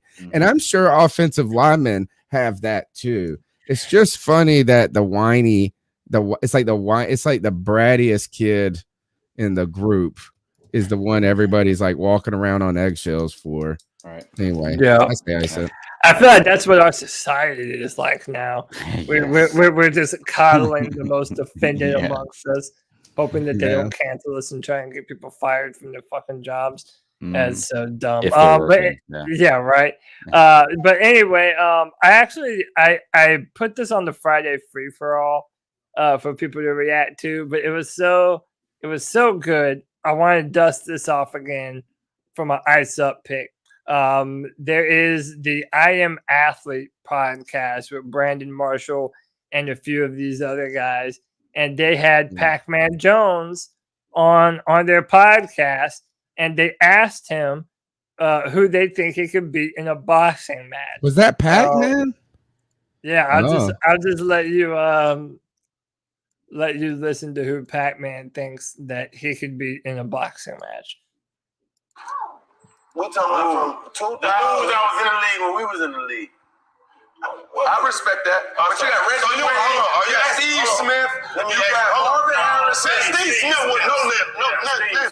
Like, you talking about Carolina Panthers? That's the fight. Steve Smith, man, you. I thought that was Marshawn. Steve Smith, I'll take that fight right now. Sign up here, Chad. Nope, it ain't Marshawn. From Steve Smith. All years. Man, I would love to see that boxing match. Oh man, I would love to see that. They're drunk too. So hold up. So he's talking all this shit, right? About Steve Smith. Well, one, we all know that shit is false. We know that that Jones would knock him out. What am I listening to? What? I don't know what. Is that mine? Yeah, I don't hear nothing. Yeah, I don't hear anything. Oh, I started playing again. But anyway, if you don't know the history between Pac-Man Jones and Steve Smith, there's a reason why my man is so upset and so salty about Steve Smith, and it's because of a very specific play that happened a few years ago when the Ravens played the Bengals. Oh, Boom, yeah. Steve Smith. Oh, yeah. Here it is. Here And it is. put Get him off me, in boy. the dirt, bro. God, how do you not love Steve Smith? How do you not love Steve Smith, man? So to Pac-Man Jones pretending like he would do anything to Steve Smith in a boxing match, yo, Steve Smith would serve you these hands, son, and there's nothing you'd be able to do about it, bro. So the Pac-Man Jones, who were overrated football player, started a bunch of fights, man, too aggressive. He's a clown, bro. Ice up, Pac-Man. Ice up. CK, you got one? I mean, I was just going to ice up Mac Jones just because, like, at this That's point in why time, I said Patriots. Yeah, I thought you were going to go Mac Jones. I'm over this whole, like, I was very vocal about it, and the reality is, I mean, if you look at it, the media for them by and large, there are people like Shannon Sharp and ones out there that are saying like, oh, there's nothing wrong with that play, right? But by and large, people are starting to realize like how fucking dirty that was. And I love that clip you put out there because it absolutely illustrated everything about why that was a dirty play and why it should be concerning to you if you're a Pats fan, because you have got somebody with such little character that the first chance he got to be dirty, he took that fucking bait and he didn't even look back. He didn't even like, this is how even beyond that, this dude is absolutely stupid. He's like, I don't mean to hurt nobody. Dude did it, walked up, didn't even look back, got up, walked away, didn't even pay attention to what he just did. Like, that's a guy who has no remorse and is coming in with absolutely no, like, you best believe defenses are watching that right now. And Mac Jones is about to get low blow after low blow after low blow coming after him, people headhunting him. And I'm not sitting here, again, I said it on the post game, I'm not asking anybody to injure Mac Jones, but you need to punish this guy, and because he clearly has no regard for you as defensive players. Defenses are going to be coming after him, and they're not going to show any remorse for anything they do to him. Yeah. Look right here, he sweeps the leg. Look, look, dude, you can't get more dirty than that. And he sees him wincing, and then stands up and just walks the other way. Yeah. Like, all right, yeah, I know it's terrible. Okay, my ice up pick goes to, I didn't know that M. Night Shyamalan directed the movie Dune, because this fantastic movie with great acting, with great cinematography, with what I thought was great writing and a great story, had a terrible ending, or I would say a lackluster ending. No, M. Night Shyamalan did not direct the Dune. It was way better than an M. Night Shyamalan movie, but M. Night Shyamalan is great. Like, he's the master of making trailers. He is the master of making really interesting movies until you get to the end and you're like, ugh. Yeah. So I thought this is, you know what, I would watch Dune. I would recommend it. I just thought, man, for it being such a good movie, 98% of the way, right at the end, just kind of, I was whelmed with that ending. I was just whelmed. I was not underwhelmed. I was not overwhelmed. I was whelmed. And as I tell my students, your money's made in the beginning and the ending of an essay. Your money's made in the beginning and the end of a movie. And I guess maybe HBO made some money on that. I'm sure they spent a lot of money on it too. To you, ending of Dune, ice up. I am excited about more to come, though. Two things. 2023, part 2 comes out. I want to hear your thoughts on that when it comes out. I'm glad you enjoyed the first movie. Secondly, this movie was half of the first movie for the 1984. So this is not the ending of the essay. This is the middle of the essay.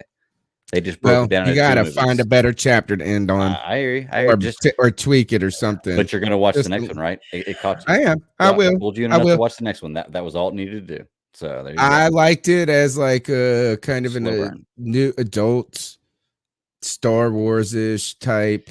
Yeah. You know, is that not taking the, I thought it was yeah, man, I liked it. So, but the ending, I wish the ending would have had a little bit more. So I say ice up. Remember that, filmmakers, hit us with a good ending. That's the C3 Panthers podcast. My name's Tony Dunn. You can follow me on Twitter at @cat_. No. Yeah. @cat_chronicles. What am I doing? I'm like, forget my own dang Twitter handle. And no, I'm not drunk. That's the problem. I'm not drunk. We're here tomorrow night. Beat check. David Newton in the house. Confirmed that early in the morning. I saw him. He was at the play Rent tonight.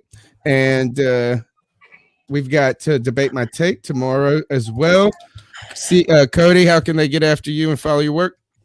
Yeah, you can find me on Twitter at Cody Lack. I'm always going off about something on Twitter, so follow me there. You can find all my written content on drafttech.com, where I write as an analyst for the Carolina Panthers. That's drafttech.com. Especially as we get into draft season, that's going to be picking up in a real big way. So make sure you check that out.